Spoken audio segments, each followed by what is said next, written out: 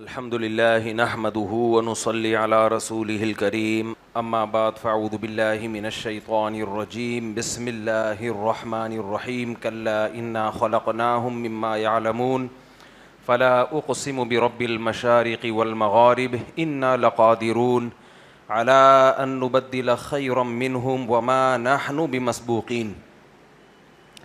سورہ معارج کی آیات ہیں۔ اللہ تعالیٰ کا ارشاد ہے کہ ہم نے انسان کو جس پانی سے بنایا، جس غلیظ چیز سے بنایا وہ ہمیں معلوم ہے۔ اس آیت پر کئی مہینوں سے درس چل رہا ہے۔ دو مقصد ہیں اس آیت کے۔ ایک تو انسان جو تکبر کرتا ہے، اپنے آپ کو بہت بڑی حیثیت دیتا ہے، خدا کے مقابلے میں آ کے کھڑا ہو جاتا ہے، اس کو اس کی اوقات یاد دلانا۔ میں چونکہ یوٹیوب پہ یہ جو سائنس سے متعلق ویڈیوز ہیں یہ میں بہت دیکھتا ہوں، اور ہمارے جو دیسی لبرلز ہیں نا، دیسی جو نئے نئے سائنسدان بنے ہیں، ان کو بھی سنتا ہوں۔ ان میں کچھ اچھے بھی ہیں، کچھ بیچارے فارغ ہو چکے ہیں۔ یاد رکھو، کسی بھی علم میں جب تک گہرائی نہ ہو تو وہ علم فائدے کے بجائے الٹا نقصان دینا شروع کر دیتا ہے، اگر اس علم میں گہرائی نہیں ہے۔ ہمارے حضرت ایک شعر پڑھا کرتے تھے کہ ایک شاعر نے شعر پڑھا، اس میں یہ الفاظ ہے، دریا با حباب اندر۔ حباب کہتے ہیں بلبلے کو، یعنی شاعر نے کسی کے بیان کی تعریف کی کہ اس نے دریا کو بلبلے میں بند کر دیا ہے، دریا با حباب اندر۔ ایک بندہ سامنے بیٹھا ہوا تھا، مشاعرے میں وہ لوٹ پوٹ ہنس رہا ہے، بہت کہہ کے لگا رہا ہے۔ شاعر نے کہا کہ یار یہاں بڑے بڑے اردو کے ادیب بیٹھے ہوئے ہیں، ان پہ تو اس شعر کا اتنا اثر نہیں ہوا، تو اتنا کیوں خوش ہو رہا ہے؟ اس نے کہا یار میں شعر کا مطلب سمجھاؤں، باقی بے وقوف ہیں، ان کو سمجھ میں ہی نہیں آیا۔ اس نے کہا کیا مطلب ہے؟ کہہ رہے آپ کہہ رہے ہو دریا میں بہا بندر، دریا بحباب اندر، دریا میں بہا بندر، تو دریا میں بندر بہتا ہوا، ہاں ہاں کیا زبردست۔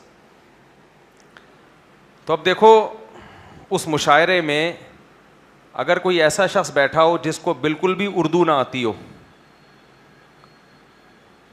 تو وہ تو ٹانگ ہی نہیں اڑائے گا نا، وہ کہے گا مجھے کیا پتا کیا کہا ہے۔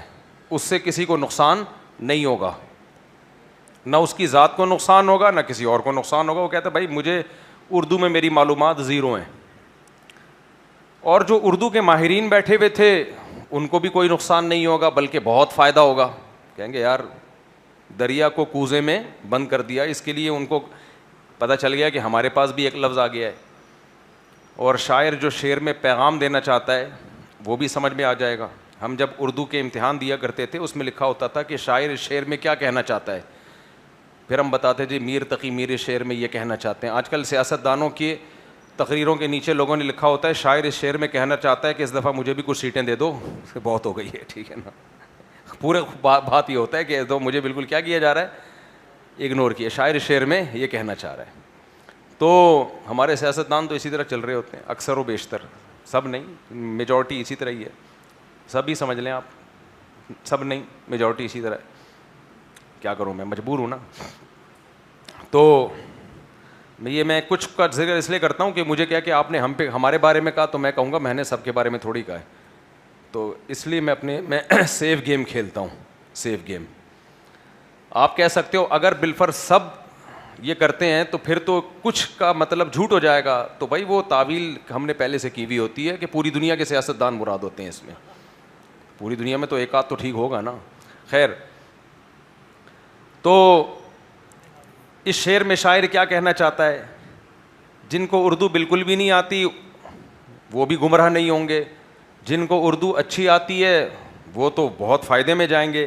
یہ جو بیچ کا بندہ بیٹھا ہوا ہے جو اردو ادب میں ماہر نہیں ہے، اس کو اردو میں بندر کا پتہ ہے، دریا کا پتہ ہے، اس سے زیادہ پتہ نہیں ہے، یہ گمراہ ہو رہا ہے، اور یہ خود بھی گمراہ ہو رہا ہے، اور شاعر کی 2 ٹکے کی ویلیو نہیں چھوڑے گا سوسائٹی میں جا کے۔ کیونکہ جب یہ کہے گا کہ اتنے زبردست ادیب بیٹھے ہوئے تھے اردو ادب کے، ان کے سامنے شعر یہ سنایا گیا ہے کہ دریا میں بہا بندر، تو دوسرے شاعر کہیں گے یار اس شاعر کا تخیل اور اس کا معیار تو بہت ہی پست ہے, اتنے بڑے مجمع میں بیٹھ کے یہ دریا میں بہا بندر جیسے شعر سنا رہا ہوتا ہے یہ بیٹھ کے, اس کی بھی واٹ لگے گی بیچاری کی.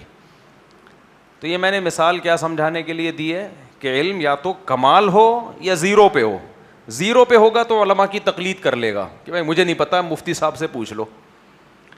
یا پھر رسوخ ہو کہ خود تحقیق کرے. جب بیچ کا ہوگا تو ضلوا واضلوا, حدیث میں آتا ہے ایسے لوگ خود بھی گمراہ ہوتے ہیں اور دوسروں کو بھی گمراہ کرتے ہیں. تو یہ صرف دین کے علم کے بارے میں نہیں ہے بھائی, یہ سائنس اور ٹیکنالوجی کے علم کے بارے میں بھی ہے. یہ جو ہمارے یہاں دیسی لوگ جو نئے نئے سائنٹسٹ بن رہے ہیں, سائنس سیکھ رہے ہیں, یہ بہت سے ان میں آپ کو خدا سے دور کر رہے ہیں. کچھ گنتیاں پڑھ لی ہوتی ہیں انہوں نے, 2 جمع 2 4 کرنا سیکھ لیا ہوتا ہے, اور پھر بار بار یہ اعتراضات کر رہے ہوتے ہیں کہ بھائی سائنس تو کہتی ہے ہر چیز جو ہے وہ پروف ہونا چاہیے, ہر چیز کا سائنٹیفکلی پروف ہونا چاہیے ہر چیز کا. سائنس نہیں مانتی مولانا نے کیا کہا, یا پیغمبروں کی کیا دعوت ہے, یا تورات کیا کہتی ہے, یا انجیل کیا کہتی ہے, یا قرآن کیا کہتا ہے. یہ سائنس کہتی ہے پروف. چھوڑو یار, تمہاری سمجھ میں نہیں آئے گا. سائنس کیا مانگتی ہے؟ ثبوت. تو جب مذہب اور سائنس کا ٹکراؤ ہوگا, سائنس ہے یار. اور مذہبی باتیں کیا ہیں؟ ہوائی. کوئی پروف ہوتا ہے مذہبی باتوں کا؟ کوئی پروف نہیں ہے. مذہب کہہ رہے جنت ہے, آج تک کسی سائنسدان نے ثابت کیا؟ کتنی سائنسی ترقی ہوئی ہے, کوئی ایک حور کبھی دریافت ہوئی ہو؟ اگر ہو بھی جاتی ہے تو آنکھ کھل جاتی ہے ہماری. ہم بعض دفعہ سمجھتے ہیں کہ جو جنت کی حوریں تھیں وہ آ گئی ہیں, لیکن کوئی آ کے اٹھا دیتا ہے, الارم بجنا شروع ہو جاتا ہے. جنات اب تک دریافت نہیں ہوئے ہیں. مذہب باتیں کرتا ہے برکت کی. حلال میں کیا ہے بولو نا؟ برکت. یہ میں ٹاپک اس لیے زیادہ چھیڑتا ہوں کہ یہ ہماری جو یونیورسٹی کے لونڈے لپاڑے ہیں نا آج کل, یہ سائنس سے بڑے وہ انسپائر ہو رہے ہیں. ہونا چاہیے, لیکن اتنا انسپائر ہونا کہ خدا کو سوسائٹی سے آؤٹ کرنا شروع کر دو, یہ بغاوت ہے.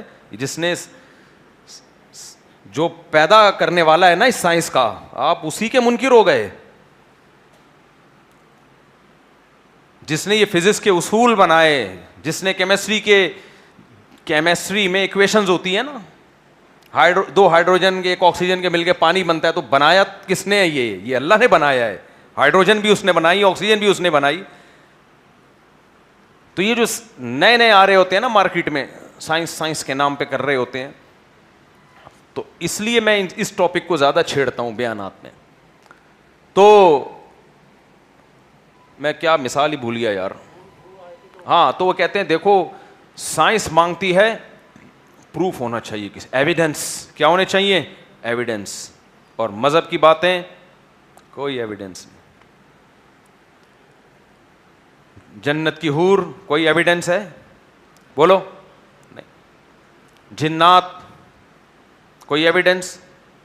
اتنا عرصہ ہو گیا, اتنی ترقی ہو گئی, کوئی ایک حور کسی کو نظر نہیں آئی. کوئی جن چڑیل بھوت جن کو نظر آ رہا ہے وہ اکثر دماغی مریض ہوتے ہیں. آپ کہہ سکتے ہیں عامل تو صبح شام دیکھ رہے ہوتے ہیں. تو عاملوں کو کون دیکھ رہا ہوتا ہے کہ یہ دیکھ بھی رہے ہیں کہ نہیں دیکھ رہے؟ سب سے پہلے سوال تو یہ ہے نا. یہ تو اپنی پھینک رہے ہوتے ہیں. اور دوسرا, اکثر جن چڑیل بھوت جن کو نظر آ رہے ہوتے ہیں وہ خود کھسکے ہوئے لوگ ہوتے ہیں اکثر. تو جنات کا لیکن وجود ہے. مذہب کہتا ہے کہ جنات کا وجود ہے, اور حوروں کا وجود ہے, فرشتوں کا وجود ہے. کوئی نظر آیا فرشتہ کسی کو؟ کوئی بڑے بڑے سائنسدان گئے, ایک نے بھی نہیں کہا کہ جی فرشتہ ہے, جن ہے, جنت ہے, جہنم ہے, قبر کا ثواب ہے, قبر کا. ہاں, برکت کی میں مثال دے رہا تھا. برکت, احادیث سے یہ بات ثابت ہے کہ حلال تھوڑا ہو اللہ نے اس میں برکت رکھی ہے. تبھی حدیث میں بات بات میں برکت کی دعائیں, بارک اللہ. جب نکاح ہو گیا نبی نے دعا دی دولت دلہن کو اللہ برکت دے. جب کسی کی شادی ہوتی ہے سنت ہے اس کو برکت کی دعا دینا, یعنی اس نکاح میں اللہ برکت رکھے. کسی نے مال کمایا, بھائی اللہ تمہارے پیسے میں برکت دے. اب سائنسدان کہتے ہیں واٹ از برکت؟ برکت کیا ہے بھائی 10 روپے کا مطلب 10 روپے ہے, 20 روپے کا مطلب.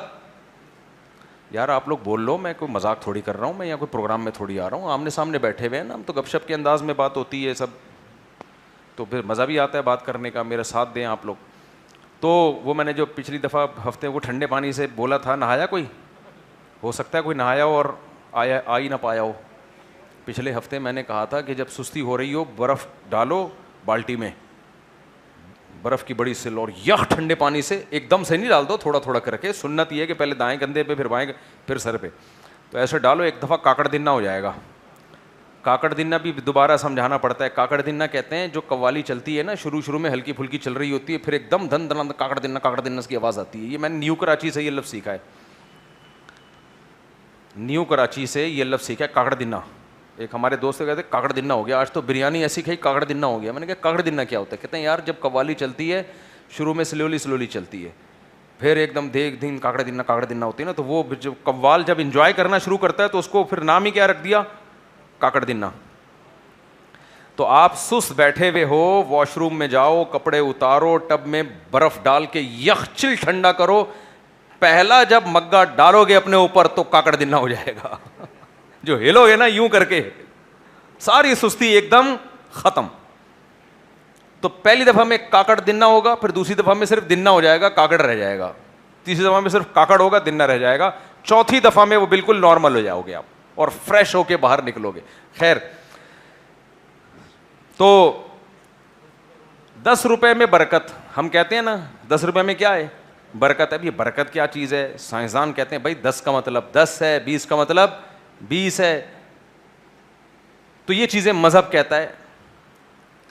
تو اب یہ کہتے ہیں یار یہ کیا ہے, یعنی یہ کچھ سمجھ, نئی نسل, میں بیانات میں کمنٹس دیکھ رہا ہوتا ہوں. ایک نے کہا کہ بزرگ اور کتابیں اور یہ جتنی ہیں سب کو سمندر میں معاذ اللہ پھینک دو اور ترقی کرو, بس ترقی کرو, مذہب کو نکالو. خوب اچھی طرح بات سمجھ لو, بار بار یہ بات میں ریپیٹ کرتا رہتا ہوں مختلف انداز سے, مختلف طریقوں سے. یاد رکھو مذہب کبھی بھی نہیں کہتا کہ بلا دلیل کوئی بات مانو. مذہب کبھی بھی نہیں کہتا کہ جس بات کا ایویڈنس نہ ہو, ثبوت نہ ہو, اس پہ یقین کر لو. یہ تو سب سے پہلے دعوت ہی اسلام نے دی ہے کہ وداؤٹ ایویڈنس کسی بات پہ یقین مت کرو.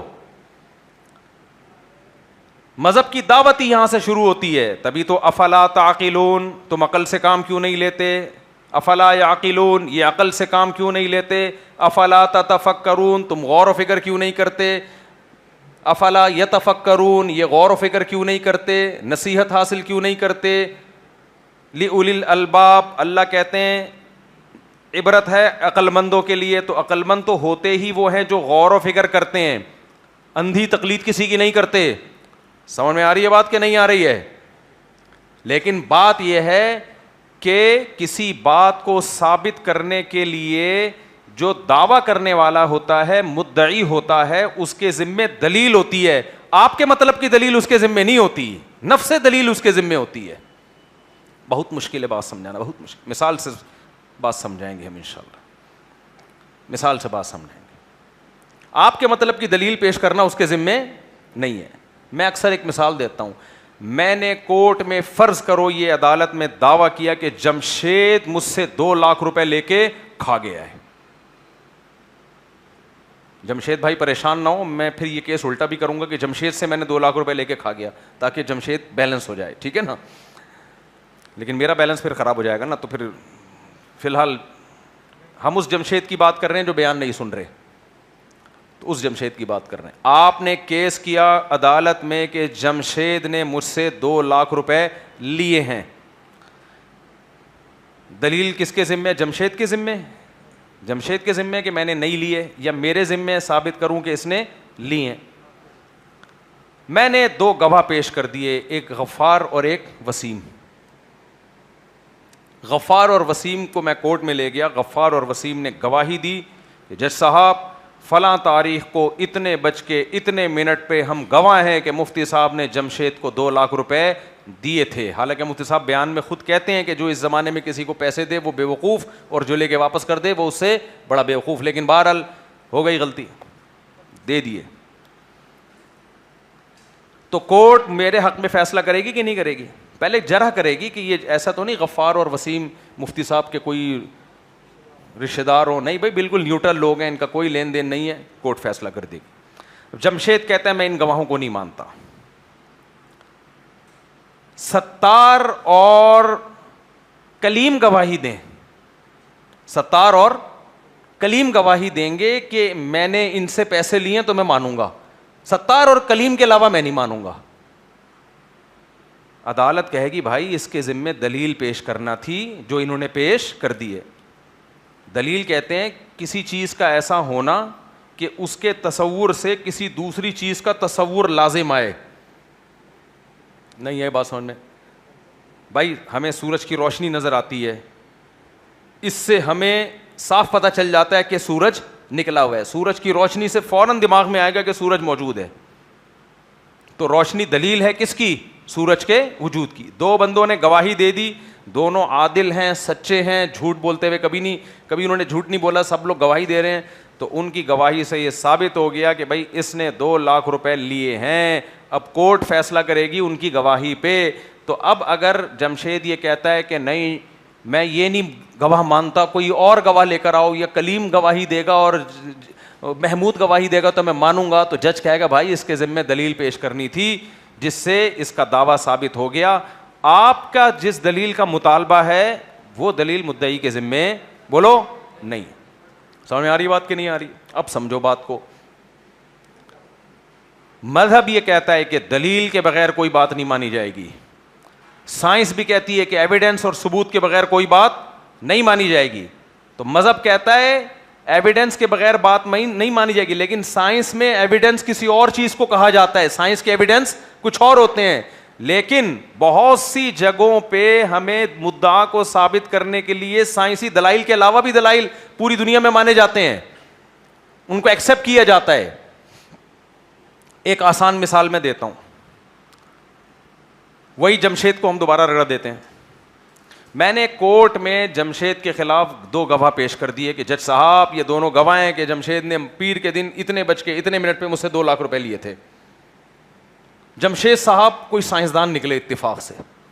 جمشید نے کہا کہ میں یہ ثبوت نہیں مانتا, میں سائنس کو مانتا ہوں. میں کس کو مانتا ہوں؟ بولو. سائنس. سائنس سے ثابت کرو کہ میں نے 2 لاکھ روپے لیے ہیں. کسی کا باپ بھی ثابت کر سکتا ہے سائنس سے. ہاں کیمرے لگے ہوئے ہوں ثابت کیا جا سکتا ہے, ویڈیو ریکارڈنگ ہو رہی ہے اس کی, وہاں کیمرے بھی نہیں تھے. سائنس سے یہ تو کیا جا سکتا ہے کہ یہ گواہی دے رہے ہیں کہ پیر کے دن اتنے بج کے اتنے منٹ پہ فلاں تاریخ کو. اب سائنس نے کیلکولیشن کر کے یہ بتا دیا فلاں تاریخ کو پیر کا دن بیٹھ ہی نہیں رہا ہے. صحیح ہے نا؟ یہاں تک تو سائنس مدد دے سکتی ہے کہ یہ جج صاحب پیر کے دن. تبھی ہم کہتے ہیں کہ یہ جو چاند دیکھ کے فیصلہ کرتے ہیں نا, اس میں فلکیات سے مدد تو لی جائے گی, لیکن فلکیات پہ حکم کا مدار نہیں ہے, کیونکہ شریعت نے اس میں چاند دیکھنے پر حکم کا مدار رکھا ہے, رؤیت. ہاں اس رؤیت میں فلکیات سے مدد لی جائے گی. مثال کے طور پر ایک آدمی کہتا ہے میں نے چاند دیکھا, تو علماء اس سے پوچھیں گے کہاں دیکھا, وہ کہے گا فلاں جگہ دیکھا. کس اینگل میں دیکھا؟ جی اس اینگل میں دیکھا. اب فلکیات کی کیلکولیشن کی تو پتہ چلا اتنے بج کے اتنے منٹ پہ یہاں چاند ہونے کا امکان ہی نہیں ہے, یا ہے مگر اس اینگل سے ہے ہی نہیں, تو اس نے دیکھا کہاں سے ہے. تو اس بیس پہ اس کی گواہی کو رد کیا جا سکتا ہے. یہ بالکل ٹھیک ہے. اسی طرح خوب اچھی طرح یہ بات سمجھ لو, کوئی مذہب اگر کوئی بات دعویٰ کرتا ہے اور وہ سائنس کے ثابت شدہ اصولوں کے خلاف نکلتی ہے, تو یہ اس کی علامت ہے کہ مذہب ہی غلط ہے, یہ ثابت شدہ اصولوں کے خلاف نکلتی ہے. لیکن یہ بات کرنا کہ دلیل صرف سائنس دانوں کے بنائے ہوئے بتائے ہوئے اصولوں ہی کو کہا جاتا ہے, یہ دعویٰ پوری دنیا میں نہیں, کہیں بھی نہیں مانا جاتا. یہ گواہوں پہ فیصلے ہوتے ہیں کہ نہیں ہوتے؟ قتل تک کے فیصلے گواہوں پہ ہو جاتے ہیں.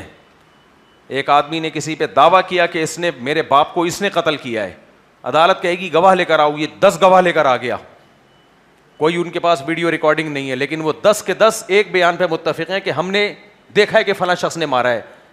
اب مقتول یہ کہہ سکتا ہے کہ میں سائنسی دلائل کو مانتا ہوں, کہہ سکتا ہے؟ بولو نہیں. بلکہ جج کہے گا کہ 10 آدمی جن کا قاتل سے یا مقتول سے کوئی مفاد نہیں ہے, کوئی ضد نہیں ہے, 10 کے 10 گواہی دے رہے ہیں اور ان کا جھوٹا ہونا بھی کہیں ثابت نہیں ہے. ان کی سیرت, ان کے محلے والوں سے ہم نے پوچھا, ان کے بارے میں سب کہہ رہے بھائی نیک لوگ ہیں. تو یہ اتنا بڑا جرم نہیں کر سکتے کہ کسی کو بے گناہ لٹکا دیں. تو اس سے پتہ چلا کہ کسی قابل اعتماد اور سچے آدمی کی خبر, وہ بھی پوری دنیا میں دلیل سمجھی جاتی ہے کسی بات کو ثابت کرنے کے لیے. سمجھ میں آ رہی ہے بات کہ نہیں آ رہی ہے؟ پوری دنیا میں کسی جس کا سچا ہونا ثابت ہو جائے اس کا دعوے کو بھی پوری دنیا میں کیا سمجھا جاتا ہے؟ دلیل سمجھا جاتا ہے. تو مذہب کے ذمے صرف یہ ثابت کرنا ہے کہ جو اپنے آپ کو پیغمبر ہونے کا دعویٰ کر رہے ہیں محمد صلی اللہ علیہ وسلم, وہ یہ کہہ رہے ہیں کہ میں خدا کا بھیجا ہوا پیغمبر ہوں, ان ہوا الا وحی یوحا, میری زبان سے جو کلام نکلے گا اس کا ذمہ دار کون ہے؟ اللہ ہے. میں پیغمبر ہوں اللہ کا. تو اللہ کے ذمے یہ ثابت کرنا ہے کہ یہ سچے پیغمبر ہیں, یہ جھوٹے نہیں ہیں. جب اللہ یہ دلائل سے ثابت کر دے, اس کے بعد نبی کے ہر بیان کو کہ ایویڈنس کی ہمیں ضرورت نہیں ہے. پھر ایویڈنس پہ ایویڈنس مانگنا یہ حماقت ہے. سمجھ نہیں آ رہی میرا خیال ہے بہت. مثال کے طور پر 10 گواہ پیش کر دی ہم نے کہ بھئی یہ فلانے نے قتل کیا ہے, اب یہ ایویڈنس ہے نا. اب جج کہہ رہا ہے اس ایویڈنس کے سچے ہونے کے ایویڈنس پیش کرو. تو ہم کہیں گے جج صاحب پھر اس ایویڈنس کے سچے ہونے کے جب ایویڈنس پیش کریں گے تو اس ایویڈنس کے بارے میں آپ کہیں گے کہ یہ سچے ہیں, ان کے سچے ہونے کے ایویڈنس پیش کرو. پھر جب ان کے سچے ہونے کے ایویڈنس پیش کریں گے تو آپ کہیں گے اس کی کیا دلیل ہے کہ یہ سچے ہیں, اس کے سچے ہونے کے ایویڈنس پیش کرو. جج صاحب اتنے دنوں میں قاتل جو ہے نا وہ ویسے ہی 99 سال کا ہو جائے گا اور اس کو لٹکانے کی ضرورت ہی نہیں رہے گی. نہیں آ رہی سمجھ میں بات؟ تو ایویڈنس پیش کرنا ضروری ہوتا ہے, ایویڈنس کی ایویڈنس پیش کرنا ضروری نہیں ہوتا. تو اللہ کے ذمے ہے کہ جب کوئی شخص یہ دعویٰ کرے کہ میں خدا کا بھیجا ہوا پیغمبر ہوں, مجھے خدا نے لوگوں کی ہدایت کے لیے اور لوگوں کو اپنا پیغام پہنچانے کے لیے سلیکٹ کیا ہے, تو اللہ کے ذمے ہے کہ اس کا سچا ہونا ثابت کرے. یہ ایویڈنس کس کے ذمے ہے؟ اللہ کے ذمے. اور جب اللہ ثابت کر دے تو پھر اس سچے پیغمبر کی ہر بات کو ثابت کرنا اللہ کے ذمے نہیں ہے. اگر یہ اللہ کے ذمے ہوتا تو پھر اس پیغمبر کا سچا ہونا ثابت کرنے کی کیا ضرورت تھی؟ نہیں آئی میرے خیال ہے بات. جنت کی حوریں اگر لیب میں نظر آنا ممکن ہوتا یا سائنس سے اس کا ثبوت ممکن ہوتا تو پھر پیغمبر کو بھیجنے کی ضرورت کیا تھی؟ اگر یہ کہ مرنے کے بعد کی زندگی ہے, قبر کا ثواب بھی ہے, قبر کا عذاب بھی ہے, آخرت میں جنت بھی ہے, آخرت میں جہنم بھی ہے, پل صراط بھی ہے, یہ چیزیں سائنسی ثبوت کے ساتھ اگر یہ ممکن ہوتی تو اللہ کہتا خود ہی ریسرچ کر کے تحقیق کر لو کہ جنت ہے یا نہیں ہے. مجھے اس پہ کسی کو پیغمبر بنانا اور اس پیغمبر کے برحق ہونے کے دلائل کے انبار لگا دینے کی ضرورت نہیں ہے. اس کی آسان مثال یہ ہے, وہی دوبارہ جمشید پہ آتے ہیں, اس کو پکڑ کے رکھیں, جمشید کو آخر تک جانے نہیں دینا. بہت ساری مثالوں کے لیے ہمیں فی الحال کیا چاہیے؟ جمشید چاہیے. اگر یہاں سے بیان میں جمشید نے اٹھنے کی کوشش کی, ان کو بٹھا دیں. سمجھ میں آ رہی ہے بات؟ مثال کے طور پر میرے پاس کیمرے ہیں جس سے پتہ چل رہا ہے کہ قتل کون کر رہا ہے. فار ایگزامپل جمشید کر رہا ہے, کیمرے ہیں, یہ ثبوت ہے میرے پاس, اتنے واضح ثبوت ہیں کہ جو جج ہے نا وہ اتنا بڑا کمپیوٹر سائنس کا انجینئر ہے, اس کو پتا ہے کہ اے آئی جنریٹڈ ویڈیو کیا ہوتی ہے اور اوریجنل کیا ہوتی ہے. وہ دیکھ کے اس کو پتا چل گیا بھائی یہ 2 اور 2 4 کی طرح ہے. اب وہ آپ سے نہیں کہے گا کہ گواہ پیش کرو, کہے گا بھائی یہ اتنا واضح ثبوت ہے. یہ اور آسان مثال, جمشید نے خود اقرار کر لیا کہ ہاں جی میں نے مارا ہے. اب جب یہ دلیل سے ایک دفعہ ثابت ہو گیا, کیونکہ اقرار سے بھی جرم ثابت ہوتا ہے, ثابت ہو گیا, اب جج مدعی سے گواہ مانگے گا؟ اب ضرورت نہیں ہے. تو میرے بھائی اگر یہ چیزیں جو اسلام نے ہمیں بتائی ہیں, جنت, جہنم, قبر کا عذاب, قبر کا ثواب, موت کے بعد دوبارہ زندگی ہے, اور جنات کا وجود, فرشتوں کا وجود, یہ ساری چیزیں سائنسی ایویڈنسز سے ثابت ہوتی, ثبوتوں سے ثابت ہوتی یا کل ہو جاتی, پھر اللہ کو پیغمبر بھیجنے کی اور پیغمبر کو سچا ثابت کرنے کی ضرورت نہیں تھی.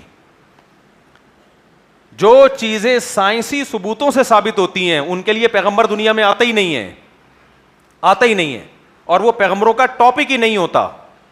اس لیے بلا وجہ جو ہمارے کچھ دیندار لوگ مذہب کو زبردستی سائنس سے جوڑنے کی کوشش کر رہے ہیں, یہ بھی غلط ہے. 2 انتہائیں ہیں ہمارے یہاں. ایک انتہا تو یہ ہے کہ مذہب کو سائنس کے مقابلے میں لا کے کھڑا کرتے ہیں, یہ لبرل اور ملحد قسم کے لوگ ہیں, اور کہتے ہیں مقابلہ کرتے ہیں سائنس تو ثبوت مانگتی ہے, مذہب کے پاس ثبوت نہیں ہے. یہ ایک انتہا ہے. دوسری انتہا یہ کہ زبردستی مذہب میں سائنس کو گھسیڑ رہے ہیں, زبردستی. لوگوں نے اتنی موٹی موٹی کتابیں لکھ دی ہیں قرآن اور سائنس کے نام پہ, ان میں کچھ باتیں ٹھیک بھی ہیں, ساری غلط نہیں ہیں.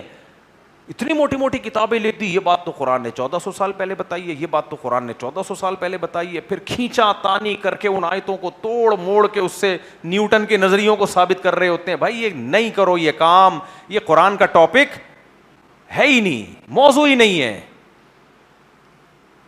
مادی ترقی یا مادے میں رہ کے ہم نے کیسے ترقی کرنی ہے, یا اس دنیا کی زندگی کو ہم نے کیسے بہتر سے بہتر بنانا ہے, کس لحاظ سے کہ ہم معاشی ترقی کریں, یا ہماری صحت اچھی ہو جائے, یا ہماری سڑکیں اچھی ہو جائیں, یا ہمارا ملک ترقی مادی لحاظ سے ترقی کرنا شروع کر دے, یہ قرآن و سنت کا ٹاپک بولو ہے ہی نہیں. اس کی سب سے بڑی دلیل صحیح مسلم کی حدیث ہے. نبی کریم صلی اللہ علیہ وسلم جب مدینہ ہجرت کر کے گئے, آپ صلی اللہ علیہ وسلم نے صحابہ سے فرمایا کہ تعبیر نخل مت کرو. صحابہ کیا کرتے تھے, نر کھجوروں کے پھولوں کو مادہ کھجوروں کے پھولوں پہ چھڑکاتے تھے. آج بھی آپ سکھر میں جائیں تو ایک نر درخت ہوتا ہے, باقی سارے مادہ درخت ہوتی ہیں, تو وہ نر کے بھور لے کے مادہ درختوں پہ ڈالتے ہیں, اس سے کھجور بہت زیادہ پیدا ہوتی ہے. صحیح مسلم کی حدیث ہے, نبی کریم صلی اللہ علیہ وسلم نے منع کیا یہ مت کرو. جن صحابی کو کہا انہوں نے نہیں کیا, پیداوار دھڑام سے کم ہو گئی. وہ آئے نبی کریم صلی اللہ علیہ وسلم کے پاس, یا رسول اللہ آپ نے کہا تھا مت کرو, میں نے نہیں کیا, میری تو کھجوروں کی پیداوار کم ہو گئی. حدیث کے الفاظ سنو, آپ صلی اللہ علیہ وسلم نے فرمایا, انتم اعلم بامور دنیاکم منی, دنیا کے معاملات تم مجھ سے زیادہ جانتے ہو. کئی فقہا محدثین یہ بات لکھ چکے ہیں کہ پیغمبر کا موضوع دنیا بولو نہیں ہے, یہ موضوع نہیں ہے اسلام کا. تبھی جو لوگ مولویوں سے میڈیکل سائنس کی باتیں پوچھ رہے ہوتے ہیں نا, پھر مجھے لگتا ہے کہ یار مولویوں سے حلال حرام پوچھو. آپ کہہ سکتے ہو پھر میں میڈیکل سائنس کی باتیں کیوں بتاتا ہوں, وہ ڈاکٹروں سے ہی سن کے بتا رہا ہوتا ہوں میں. ہاں کچھ چیزیں طب کی حدیثوں میں ہیں, بہت مختصر سی, جنرلی کچھ اصول ہیں, لیکن یہ ٹاپک نہیں ہے, یہ ٹاپک نہیں ہے اسلام کا. سمجھ میں آ رہی ہے بات کہ نہیں آ رہی ہے؟ تو نبی نے کیا فرمایا ان صحابی سے, انتم اعلم بامور دنیاکم منی, فرمایا تم اپنے دنیا کے معاملات مجھ سے زیادہ جانتے ہو. پھر آپ نے فرمایا اس لیے میں اگر تمہیں دنیا کے معاملات میں کسی بات کا حکم دوں, کوئی مشورہ دوں, تو تم زیادہ بہتر جانتے ہو, تمہاری مرضی, اس مشورے پر عمل کرو یا مشورے پر عمل نہ کرو. اور اگر جب میں دین کے بارے میں کسی بات کا حکم دوں تو تمہیں کرنا پڑے گا, وہ حدیث کا مفہوم وہ کرنا پڑے گا, کیونکہ وہ کس کا پیغام ہے, اللہ کا پیغام. حضرت بریرہ رضی اللہ تعالی عنہا دنیا کے معاملات کی ایک اور مثال. اسلام میں حکم یہ ہے کہ جب کوئی عورت باندی ہوتی ہے, اب تو باندیوں کا رواج ختم ہو گیا, باندی کا نکاح اگر کسی مرد سے کر دیا جائے تو باندی کو اختیار نہیں ہوتا, اس کے آقا کو اختیار ہوتا ہے. باندی کی رائے کا اس میں دخل نہیں ہے, کیونکہ وہ تو ویسے ہی یعنی آقا اس کا مالک ہے, اس نے اپنی مرضی سے نکاح کر دیا. اب جب باندی آزاد ہوگی نا تو شریعت باندی کو رائٹ دیتی ہے کہ تم آزاد عورتوں میں آ گئی ہو تو تمہارے پاس یہ رائٹ ہے کہ تم اپنے میاں کا نکاح باقی رکھو یا اس کو مسترد کر دو, کیونکہ جب نکاح کیا گیا تھا تم سے پوچھا نہیں گیا تھا, اس وقت تمہاری رضا کا رائے نہیں لی گئی تھی, لیکن اب تم آزاد ہو رہی, تمہارے پاس رائٹ ہے. حضرت بریرہ کو جیسے ہی آزاد کیا نا, حضرت بریرہ نے سب سے پہلے اپنا نکاح ختم کیا. ٹھیک ہے نا, مجھے یہ ہسبینڈ نامنظور. اس سے بھی پتہ چلتا ہے کہ عدالتی خلا کی کوئی حیثیت نہیں ہے اسلام میں, اس لیے کہ عورت جب آزاد ہو رہی ہے تو پھر اس کے پاس نکاح کا اختیار آ رہا ہے. اگر یہ ہر وقت اختیار ہوتا کہ کورٹ میں جا کے جب چاہے نکاح ختم کرا لے تو پھر باندی اور غیر باندی میں فرق حدیثوں میں کیوں آتا ہے؟ سمجھ میں آ رہی ہے بات؟ تو آزاد ہو رہی ہے باندی, اس کے بعد یہ رائٹ ہے باندی کے پاس. تو باندی نے کہا, نبی کریم صلی اللہ علیہ وسلم نے حضرت بریرہ سے کہا, اچھا ان کے شوہر اتنی محبت کرتے تھے اپنی زوجہ سے کہ بہت زیادہ بیچارے بے چین ہو گئے. نبی نے جب دیکھا حضرت بریرہ کی ان کے شوہر کی یہ حالت تو حضرت بریرہ سے کہا کہ تم اپنے شوہر سے نکاح کر لو. تو حضرت بریرہ نے کہا, یا رسول اللہ یہ آپ کا حکم ہے یا آپ کا مشورہ؟ اب یہ دنیاوی معاملہ ہے نا, تو نبی نے فرمایا مشورہ ہے, حکم نہیں ہے. انہوں نے فرمایا میں نہیں اس مشورے پر عمل کرتی. اب جو ان کے شوہر تھے نا وہ اتنے بیچارے بیوی کے عشق میں مبتلا تھے, ایکس وائف, کہ وہ خاک ڈالتے پھرتے تھے مدینہ کی گلیوں میں, روتے پھرتے تھے گلیوں میں, آنسو بہ رہے ہوتے تھے ان کے. لیکن حضرت بریرہ پہ ذرہ برابر بھی اس کا اثر بولو نہیں ہو. نبی کریم صلی اللہ علیہ وسلم تعجب سے فرماتے کہ دیکھو ان کے شوہر کا اپنی بیوی سے عشق دیکھو اور بریرہ کی نفرت دیکھو, یعنی دونوں اپنے انتہا پہ پہنچی ہوئی ہیں, ادھر عشق بھی انتہا پر اور ادھر نفرت انتہا پہ. لیکن نبی نے حضرت بریرہ کو پھر بھی آرڈر نہیں دیا ہے. اسی وجہ سے آرڈر نہیں دیا. اس سے ایک اور بات سے بات نکلتی ہے, تو اب کیا کروں گا. پیغمبر ایک امتی خاتون کو زبردستی شادی نہیں کرا رہے کہ بھائی ان کو نہیں پسند تو کیوں میں زبردستی کراؤں. اور آج باپ اپنی بیٹی کے نہ چاہتے ہوئے زبردستی ایک میاں تھوپ دیتا ہے کہ نہیں تھوپ دیتا اس کے سر پہ. حالانکہ نبی کی ولایت تو بہت پاورفل ہے.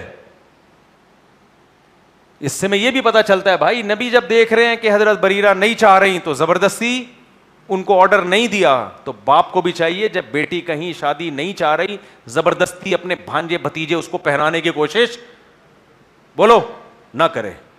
اس کو غیرت کا مسئلہ بنایا ہوا ہے. اس کی بھی رضا ہے بھائی, اس کی بھی چاہت ہے. ہاں چرسی ہیروئنچی سے کر رہی ہو پھر آپ سختی کرو. اسی طرح کسی کی بیٹی کو بھی اپنے بیٹے کو پہنانے کی کوشش نہ کرو. بیٹا نہیں چاہ رہا, نہیں تو کرے گا وہاں پہ, ورنہ میں ساری زندگی کبھی تجھ سے بات نہیں کروں گا. یہ ہماری پرمپرا ہے, یہ ہماری روایات ہیں وغیرہ وغیرہ. آگے میں پھر چھوڑ دو یار, نہیں اس کا موڈ ہے تو کیوں بات چیت بند کر دو گے, اس سے کیوں زبردستی مسلط کر رہے ہو. نبی صلی اللہ علیہ وسلم کی سیرت ہمارے سامنے ہے. تو آپ صلی اللہ علیہ وسلم نے فرمایا کہ دیکھو کتنی نفرت ہے اور ان کے شوہر کو کتنی محبت ہے. تو اس سے ہمیں صاف پتہ چل گیا ہمارے نبی صلی اللہ علیہ وسلم یا پیغمبروں کی جو دعوت کا دائرہ کار ہوتا ہے وہ دنیا نہیں ہے. پیغمبر ہمیں یہ تو بتائیں گے کاروبار کے فضائل کیا ہیں, تجارت کرنی چاہیے, ملازمت پہ تجارت کی فضیلت ہے, کون سا بزنس کرنا ہے, پیسہ زیادہ کیسے کمایا جائے گا, یہ ہمارے نبی کا ٹاپک بولو نہیں ہے. ہمیں یہ تو بتایا گیا ہے کہ ہاں کچھ چیزیں حرام کر دی ہیں جو جس کا دین سے تعلق تھا. تجارت میں بتا دیا سود نہیں ہو, جوا نہیں ہو, غیر یقینی بے نہ ہو, وہ آگے جو فقہ میں اس کے حکام ہیں. باقی آپ نے تجارت کرنی ہے, آپ نے ملازمت کرنی ہے, آپ نے جہاز اڑانا ہے, آپ نے ڈرائیور بننا ہے, آپ نے ٹرین کا پائلٹ بننا ہے یا ہوائی جہاز کا پائلٹ بننا ہے یا ڈاکٹر بننا ہے یا انجینئر بننا ہے, بھائی یہ مذہب کا شعبہ نہیں ہے. وہ ایک آئے تھے نا کووڈ کے دنوں میں, قرآن و سنت سے قہوہ بنا رہے تھے وہ کووڈ میں وہ کہہ رہے تھے میں قرآن و سنت سے علاج کرتا ہوں. اور ایسے کئی حکیموں نے قہوے پلا پلا کے بہت سے لوگوں کو قبرستان پہنچا دیا ہے. کہہ رہے ہم قرآن و سنت سے کووڈ کا علاج کریں گے. تو کچھ چیزیں ملتی ہیں ہمیں قرآن و سنت میں, اس کا میں منکر نہیں ہوں.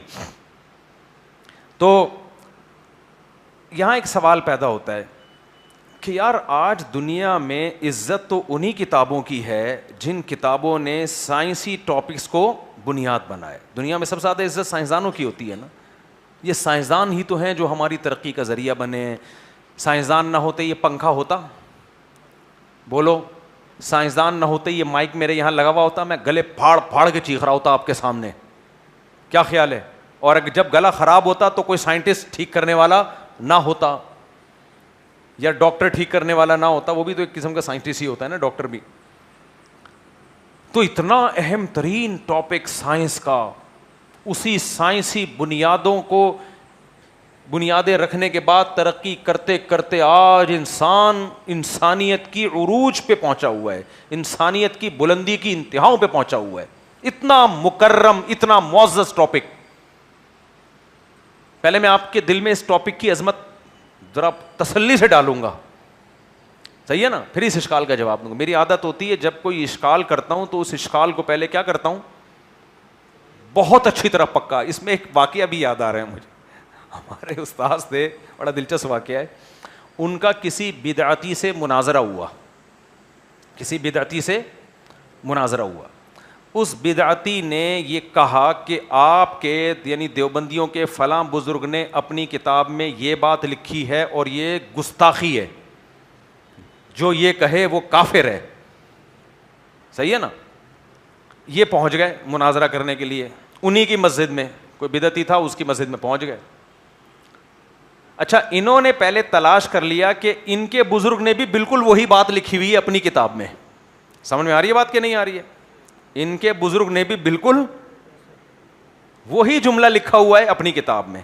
تو یہ کتاب چھپا کے لے گئے, کوئی دوسرا اسسٹنٹ لے گئے, اس کو بولا رومال میں اس کو ذرا چھپا کے رکھنا.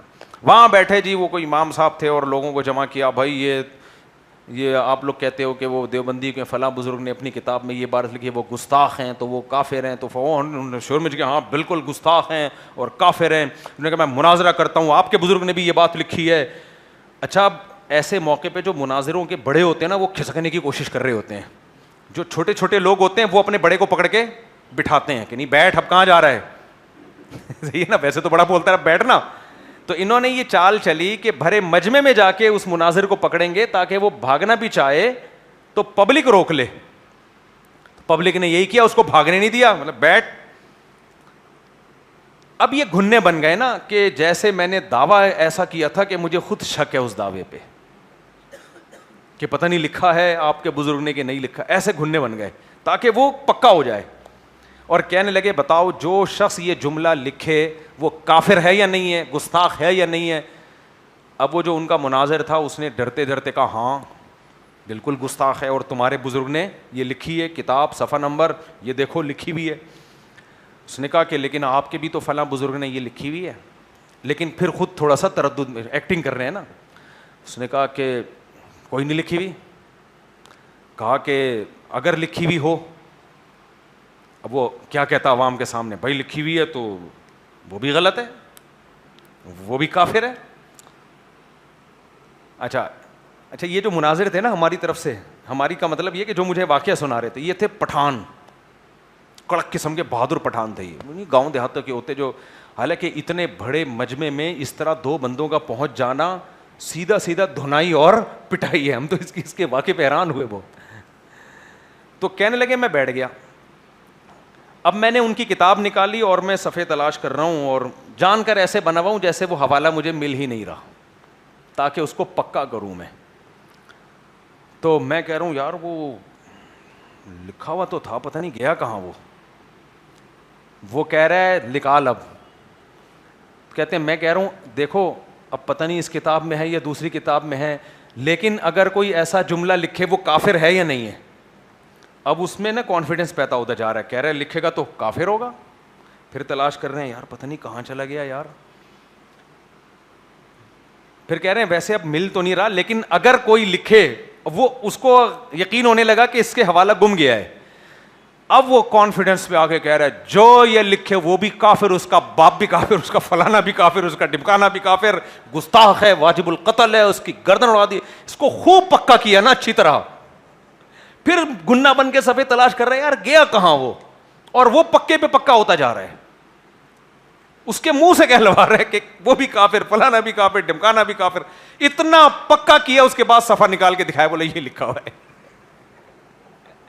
یہ لکھا. تو مناظرہ ایک فن ہے. اس کے بعد وہ جو بھاگا ہے نا پبلک پیچھے پیچھے اور وہ آگے آگے. تو اس لیے میں جب کوئی سوال کرتا ہوں نا تو آپ کو جو بار بار ریپیٹ کر رہا ہوتا ہوں وہ پکا کر رہا ہوتا ہوں اس سوال پہ.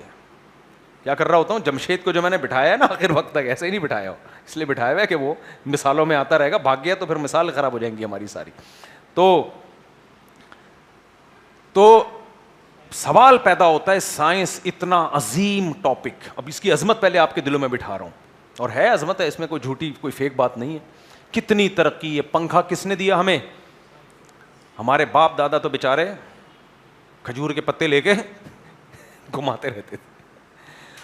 اور آج کل کسی کو ہارٹ اٹیک ہوا, ابا ان کے انتقال کرنے والے تھے, ڈاکٹروں نے جاتے ہی ایک چھلا ڈال دیا, فٹ فاٹ دوڑتے پھر رہے ہیں ماشاءاللہ. یہ کس کی ترقی ہے بولو نا؟ سائنس. سب کچھ سائنسدان بھائی. ہمیں کہیں دور ملک میں سفر کرنے جانا ہوتا ہے, سائنسدانوں کی برکت ہے, ان کے احسان ہے. اگر امریکہ جانا ہوتا, اگر میں تو 3 سال پہلے گیا, اس کے بعد 2-3 چکر لگے, تو 3 سال ابھی پہلا چکر ہی کمپلیٹ نہیں ہوا ہوتا, ابھی تک ہم وہاں پہنچے ہی نہیں ہوتے, اونٹوں پہ جا رہے ہوتے ہم. لیکن سائنس نے کیا بنا دیے, جہاز, ادھر بیٹھو ٹھک کر کے اترو. اور بزنس کلاس میں ایسا مزہ آتا ہے, اترنے کا دل ہی نہیں کر رہا ہوتا, اترنے کا دل ہی نہیں کر رہا ہوتا, آدمی کہتا ہے ادھر ہی رہنے دو. تو اتنا کچھ سائنس نے ہمیں دیا. آج انسانی ترقی اور انسان جو اپنی عروج پہ پہنچا ہوا ہے وہ کس بیس پہ ہے, سائنس کی بیس پہ. تو میرے بھائی ہمیں سائنس کی ضرورت سب سے زیادہ, جس کی ضرورت سب سے زیادہ, قرآن کا وہ ٹاپک ہی نہیں ہے, مذہب کا وہ ٹاپک ہی نہیں ہے. تبھی تو یہ دیسی لبرل کہتے ہیں پھر ہمیں مذہب کی ضرورت کیا ہے. یہ آج کل نا میڈیا پہ یہ بہت اچھالا جا رہا ہے, بھائی ہمیں مذہب کی, یہ مولویوں کی ضرورت کیا. پھر ان مولویوں کے پھڈے دیکھو آپس میں. یعنی نہ صرف یہ کہ ان کی نظر میں مذہب کی ضرورت نہیں ہے, بلکہ سائڈ افیکٹ بہت خطرناک ہے مذہب کے. امریکہ میں آپ نے کبھی سنا مناظرے ہو رہے ہوں, ہیں بھائی, مذہبی کنٹری نہیں ہے نا, کوئی 3 طلاق پہ مناظرہ, ٹانگیں چوڑی کرنے پہ, رفع الیدین پہ, چھوٹی چھوٹی باتوں. امریکہ میں, جاپان میں کبھی پھڈے دیکھے آپ نے, 20 رکعت تراویح, 8 رکعت تراویح. جیپنیز بولتے ہیں جاؤ تمہاری ایسی کی تیسی, وہ لگا ہوگا اپنی لیب میں فوکس. اس کا فوکس کیا ہے, اس کا فوکس ہے ترقی. اس کا فوکس کیا ہے, ترقی. ہمارا فوکس ہے نہ. پہلی بات تو مذہب کی عبادتیں ہمیں بہت ساری چیزوں سے روک لیتی ہیں. رمضان میں روزہ رکھ کے اسٹڈی نہیں ہو پاتی بہت سے لوگوں کے. غامدی صاحب نے تو فتویٰ دے دیا روزہ چھوڑ سکتے ہو آپ, قرآن میں اس کی اجازت نہیں ہے. تو آپ فوکس نہیں کر سکتے بہت ساری چیزوں کو. پھر مذہبی لوگوں کے آپس کے جھگڑے, مناظرے, ایک دوسرے کو چیلنج, ایک دوسرے کی ٹانگیں کھینچنا, وہ ایک دوسرے کو برا بلا کہنا, تو حدیث سے دلیل لے کر آ, نہیں لے کر آیا تو میں اپنے, یہ چل رہا ہے آج کل, میں اپنے باپ کی اولاد نہیں ہوں گا, صحیح ہے نا, تو نہیں لے کر. میں نے مناظرے دیکھے ہیں اس طرح نا, یوٹیوب پہ مناظرے پڑے ہوئے ہیں, آپ ذرا وہ مناظرے دیکھو تو صحیح. مناظرہ کبھی بھی ختم نہیں ہوتا اور ڈھیم لڑائی شروع ہو جاتی ہے. یہ بدتمیزی, بد تہذیبی چل رہی ہوتی ہے یوٹیوب پہ, سوشل میڈیا پہ. پھر مولاناؤں کے فتوے, وہ دائرہ اسلام سے خارج, وہ دائرہ اسلام میں داخل, وہ جنتی, وہ جہنمی. جمعے میں لوگ آتے ہوئے ڈر رہے ہوتے ہیں کہ پتہ نہیں میرا کیا ہوگا کالیا. سمجھ آ رہی ہے بات, کہ میں اس دفعہ جمعے کی نماز پڑھ کے جنتیوں کی فہرست میں آؤں گا یا جہنمیوں کی فہرست میں آؤں گا. ڈپریشن پھیلائی جا رہی ہے. یعنی یہ دیسی لبرل لوگ یہ باتیں کرتے ہیں, یہ سوائے یہ اسٹریس اور ڈپریشن پھیلانے کے اور کچھ بھی نہیں کر رہے, اور جہنم سے ڈرا کے لوگوں کو اور ڈی موٹیویٹ کر رہے ہیں. تو یہ ترقی ورقی نہیں کر سکتے بھائی. خلاصہ کیا نکلا, ہمارے دیسی لبرل کہتے ہیں کہ ایک تو ہماری بنیادی ضرورت سائنس ہے, مذہب ہماری بنیادی ضرورت ہے ہی نہیں. نمبر 2, یعنی پہلی بات, ہم مذہب کے بغیر بھی ترقی کر سکتے ہیں. نمبر 2, مذہب کے ہونے سے نہ صرف یہ کہ ہمیں فائدہ نہیں ہے بلکہ الٹا نقصان ہے. جتنی لڑائیاں مذہبیوں میں ہوتی ہیں اور اخلاص کی بیس پہ ہوتی ہیں, ہر ایک دوسرے کو مار رہا ہوتا ہے جنت کی لالچ میں. تو سائیڈ افیکٹ اتنے بھیانک, لڑائیاں, جھگڑے اور اتنے اختلافات, اتنے فرقے. پتھر اٹھاؤ کیا نکلے گا, فرقہ نکلے گا. اس لیے بھائی جن ملکوں نے جان چھڑائی ہے نا ان مذہبی لوگوں سے, آج وہ ترقی کی عروج پر ہے. امریکہ نے جان چھڑائی, یورپ نے 500 سال پہلے جان چھڑا لی تھی. ہٹاؤ یار ان سب کھڈے لین لگاؤ. تو ان کے اسکالرز پیدا ہوئے, پھر انہوں نے لکھا اور وغیرہ وغیرہ. آج ساری دنیا کے سامنے کیا خیال ہے, ہم لوگ ہیں ایک وہ ہیں.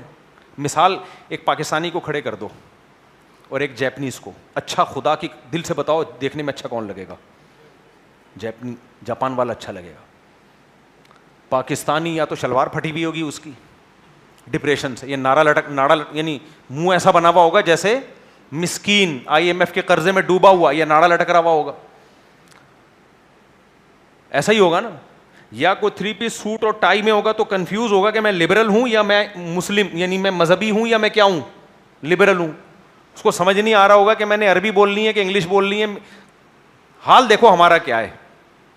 مذہب ہمارا عربی زبان میں, قومی زبان اردو ہے, مقامی زبان پنجابی ہے, پشتو ہے, سرائکی ہے, اور تعلیمی زبان انگلش. تو بیچارہ 25-30 سال تو اس کو اسی میں لگ جاتے ہیں کہ زبان کون سی سیکھنی ہے میں نے. ایک گاؤں میں ایک میم کسی نے بنائی, وہ سرائی کی لڑکا تھا, کہتا ہے میں نے 2-3 سال لگا کے اردو سیکھی کہ یار سوسائٹی میں اردو چل رہی ہے, لیکن جب میں سوسائٹی میں آیا تو پتا چلے تو انگلش چل رہی ہے یہاں پہ. کہہ رہا میں 2 سال انگلش ہی سیکھ لیتا. تو بکھرا ہوا ایک معاشرہ, بکھری ہوئی سوسائٹی, اور عجیب, یعنی کھڑے کر دو نا کسی کو, یورپ کا کوئی بندہ اور ہمارا دیسی انڈین یا پاکستانی یا بنگلہ دیشی کوئی کھڑا کر دو, صاف پتہ چل جائے گا بھائی مذہبی لوگ, یعنی مذہب بہت بڑی رکاوٹ, کیونکہ مذہبی تو ہے نا یہاں پہ. اشکال سمجھ میں آ رہا ہے کہ نہیں آ رہا ہے؟ ایسا نہ ہو کہ جواب سنے بغیر گھر چلے جاؤ اور مذہب کے باغی بن جاؤ, مذہب کے کیا بن جاؤ, باغی بن جاؤ. تو خلاصہ اس اشکال کا یہ ہے کہ بھائی ہمیں ضرورت سائنس کی ہے, مذہب کی ہمیں بالکل ضرورت نہیں ہے, مذہب کی ضرورت نہیں. تبھی ہمارے جو باہر ملکوں میں دورے ہوتے ہیں نا, اس پہ لوگوں کو اعتراض ہوتا ہے کہ یار اب جیسے میں جاپان گیا نا, بہت لوگوں نے نیچے کمنٹس کیے ہوئے تھے, یار یہ مفتی جاپانیوں کو بتائے گا کہ صحیح زندگی کیا ہوتی ہے, یہ پاکستان جیسے ناکام ترین ملک سے آئے ہوئے لوگ جیپنیز جیسے کامیاب ترین لوگوں کو سمجھائیں گے, وہاں جا کے بیان کر کے ان کو بتائیں گے کہ صحیح کیا غلط کیا ہے. نہیں آئی سمجھ بات؟ یہ ایسا ہی ہے جیسے ٹماٹر بیچنے والا ٹومیٹو کمپنی کو سمجھا رہا ہے کہ ٹماٹر کا بزنس کیسے کیا جاتا ہے. نہیں آئی مثال سمجھ میں؟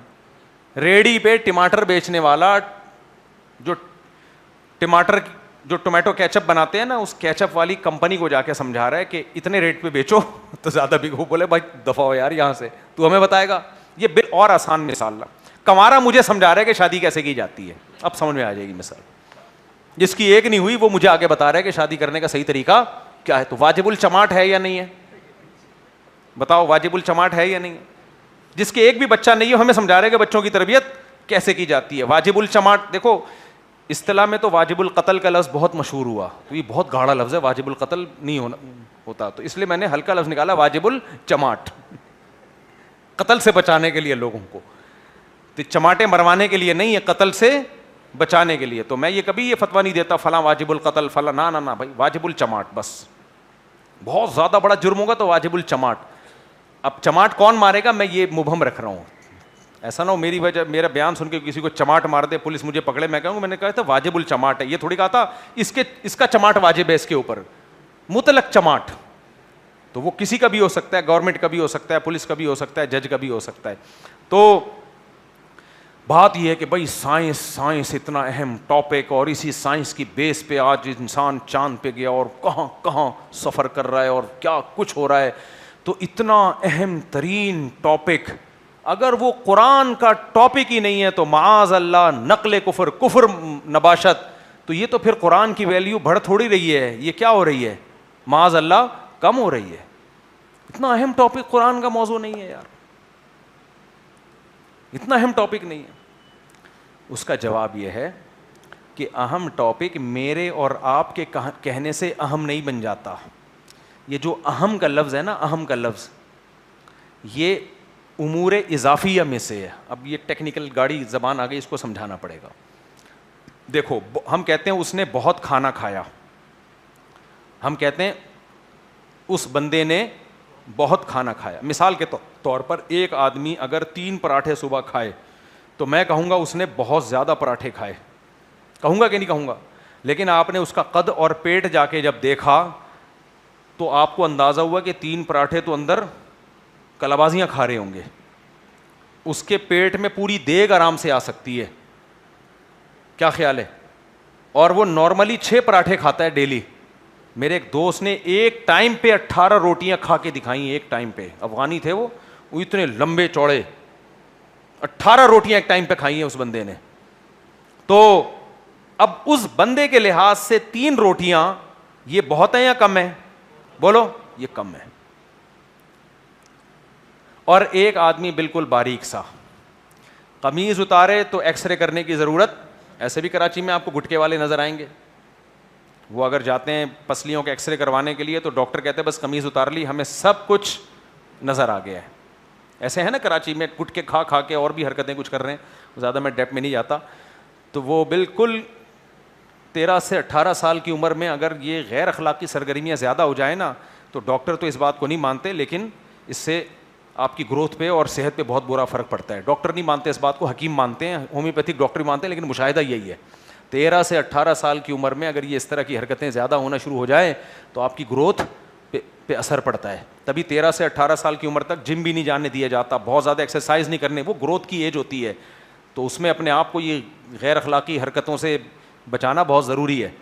تو اب اس میں کیا ہے, کیا بات کہہ رہا تھا میں, ہاں, اب ایک آدمی بالکل باریک صاف سنگل پسلی, ایکس رے رپورٹ اس کی باہر سے نظر آ رہی ہے, وہ اگر 2 روٹیاں بھی کھا لے گا تو کیا کہلائیں گی, وہ ہیں بہت. تو پتہ چلا بہت کا لفظ کا کوئی ایک معیار نہیں ہے, یہ ہر شخص کے لحاظ سے, میرے لحاظ سے 2 پراٹھے بہت ہیں, لیکن کسی شخص کے لحاظ سے یہ 2 پراٹھے کم ہیں, کسی اور کے لحاظ سے الگ معیار ہوگا, اس کا حسن کا معیار, پیسوں کا معیار. مثال کے طور پر ڈیفنس میں کوئی 1000 گز میں رہتا ہے اور 1 کروڑ روپے اس کی آمدن ہے, میرے اور آپ کے لحاظ سے غریب ہے یا مالدار ہے, مالدار. لیکن زرداری کے لحاظ سے کیا ہے, وہ دنیا کا بھکاری ترین آدمی ہے, وہ جو 1 کروڑ روپے کما رہا ہے. زرداری اسے اپنے جوتوں میں بھی نہیں بیٹھنے دے گا, بولا ادھر جا کے بیٹھ, غریبو ادھر جا کے بیٹھو. کیا خیال ہے, ایسا ہی ہے نا, 1 کروڑ روپے کماتا ہے, چلو ادھر جا کے بیٹھ. تو اسی طرح یاد رکھو, ایک چیز میری اور آپ کی نظر میں اہم ہو سکتی ہے, دوسرے کی نظر میں اہم نہیں ہو سکتی. اب میں اس اہمیت کے لفظ کو اچھی طرح سے سمجھاتا ہوں. آپ کی اللہ نہ کرے آنکڑا ہو گیا کسی خاتون کے ساتھ, آپ کے دوستوں کی صحت پہ اس سے کوئی اثر پڑے گا؟ مثال کے طور پر آپ کا ایک بزنس پارٹنر ہے, 50 لاکھ آپ نے لگائے, 50 لاکھ اس نے لگائے, وہ ایمانداری کے ساتھ آپ کے ساتھ بزنس کر رہا ہے, پروفٹ بالکل برابر برابر ڈیوائڈ کرتا ہے, اور اس سبزی والے کی طرح جو مجھے رات کو پیسے دینے آیا کرتا تھا, اس کی طرح ڈیلی آپ کے گھر پہ آپ کا پروفٹ دے کے جاتا ہے, اور 20 سال سے کبھی اس نے ٹھگا نہیں ہے, انتہائی ایمانداری اور دیانت کے ساتھ وہ آپ کے ساتھ بزنس کر رہا ہے, اور آپ بلے بلے, اور آپ کو دیکھ دیکھ کے لوگ بھی انویسٹ کر رہے ہیں اس کے ساتھ. آپ کی نظر میں یہ بندہ ویل ڈن, بہترین, لیکن اس کا آنکڑا ہو گیا کسی خاتون کے ساتھ. اب اس کی بیوی سے جا کے پوچھو کہ یہ بندہ کیسا آدمی ہے, وہ کہے گی انتہائی درجے کا نالائق آدمی. لیکن کیا اس نالائقی کی بیس پہ آپ اس سے پارٹنرشپ ختم کر دو گے؟ بولو نا, نہیں. کیوں؟ آپ بولو گے میرے بزنس کے پوائنٹ آف ویو سے میری نظر میں یہ بندہ بہت اہم ہے. نہیں آئی سمجھ میں بات؟ بزنس کے پوائنٹ آف ویو سے میرا یہ بندہ, میرا یہ پارٹنر میرے لیے بہت اہم ہے. اچھا پھر کیا ہوا, بیوی نے خلا لے لیا اس سے.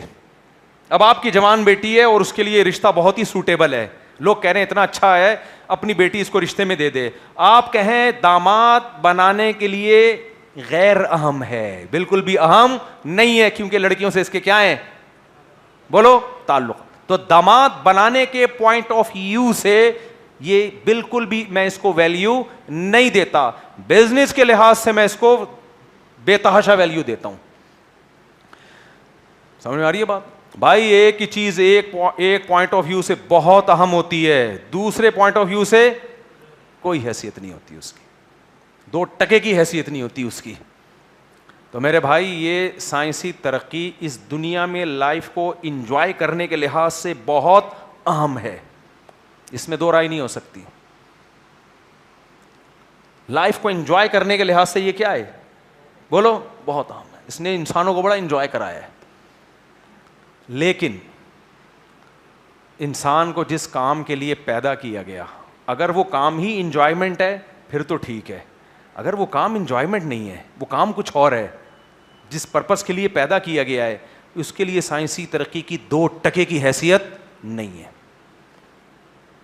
موسیٰ علیہ السلام نے تو کوئی سائنسی ترقی نہیں کی, ناکام ہوئے یا کامیاب ہوئے, اور ترقی ساری فرعون نے کر لی تھی. ہادہ الانہار تجری من تحتی, اور جو احرام مصر اب تک بنے ہوئے ہیں پیغمبروں نے, ہو سکتا ہے سلیمان علیہ السلام نے بنائے ہوں, لیکن ہو سکتا ہے کسی کافر نے بنائے ہوں.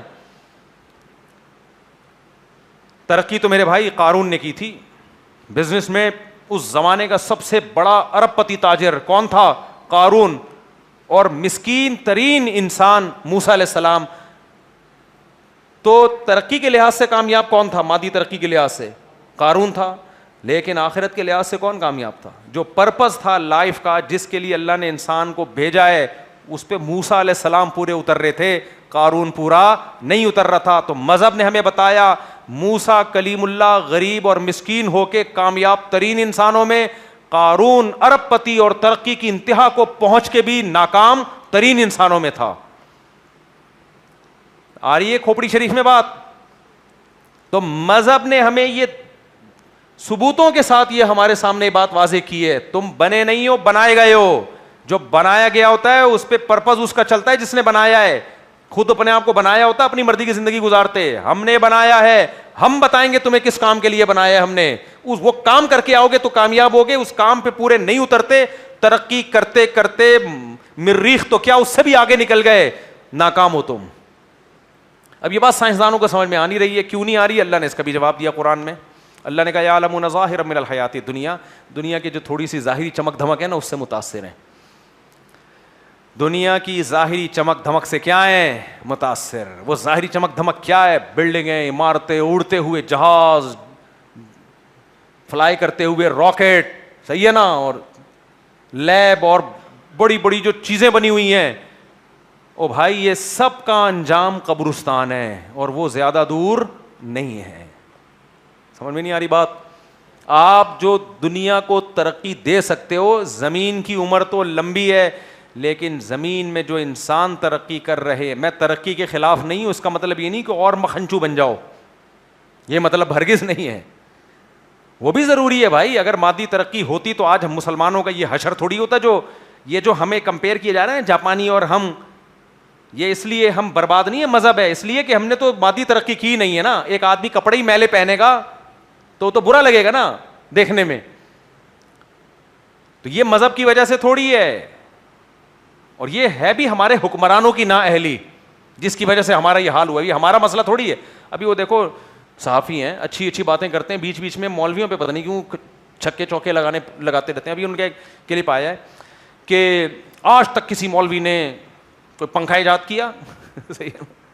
کیا کیا ان مولویوں نے؟ بھائی صاحب بر صغیر میں انگریز کے آنے سے پہلے جب ہماری خلافتیں تھیں, اس وقت انجینئرز بھی ہمارے ہوا کرتے تھے, سائنٹسٹ بھی ہمارے. ایک ہی چھت میں دین دنیا دونوں تعلیمات چلتی تھی. جب انگریز آیا ہے اس نے سب سے پہلے زبان تبدیل کر دی, تعلیمی زبان انگلش کر دی. تو جتنے پڑھے لکھے مسلمانوں میں لوگ تھے وہ زیرو پہ آ کے کھڑے ہو گئے.